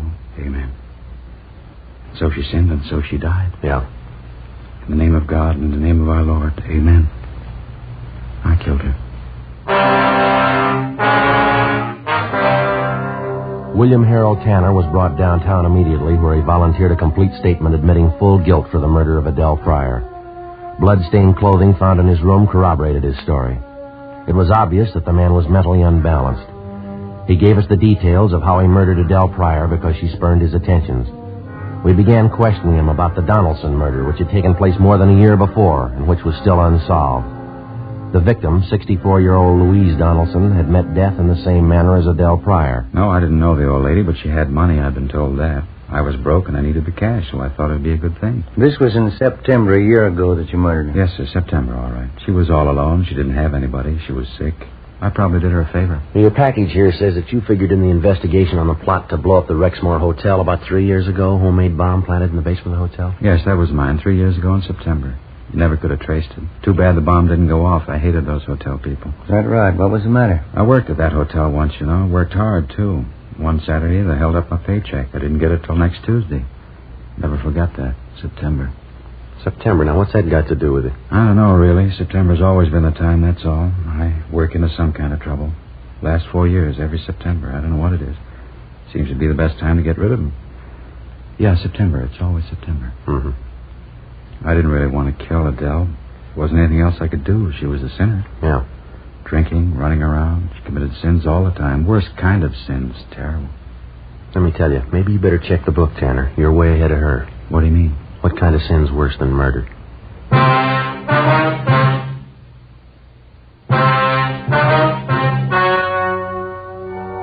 The story you have just heard was true. The names were changed to protect the innocent. On January 10th, trial was held in Superior Court, Department 87, City and County of Los Angeles, State of California. In a moment, the results of that trial. And now here is our star, Jack Webb. Thank you. Friends, I'd like to remind you once again of Fatima's new offer. Buy a pack of Fatimas. Enjoy their extra mildness. See if you don't like Fatimas better than the king-size cigarette you're now smoking. If you don't, just return the pack with the unsmoked Fatimas and we'll see to it that you get your money back, plus postage. Fair enough? Remember, more and more smokers all over the country are switching to Fatima. I'm convinced you will, too, because I sincerely believe Fatima is the best of all king-size cigarettes. Buy Fatima.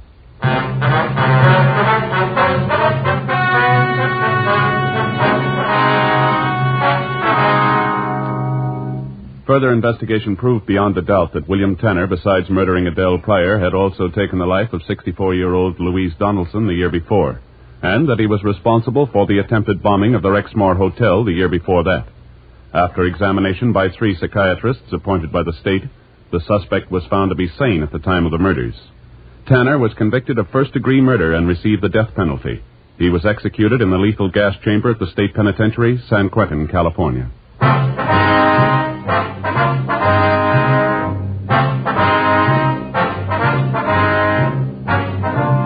You have just heard Dragnet, a series of authentic cases from official files. Technical advice comes from the Office of Chief of Police W.H. Parker, Los Angeles Police Department. Fatima Cigarettes, best of all king-size cigarettes, has brought you Dragnet, transcribed from Los Angeles.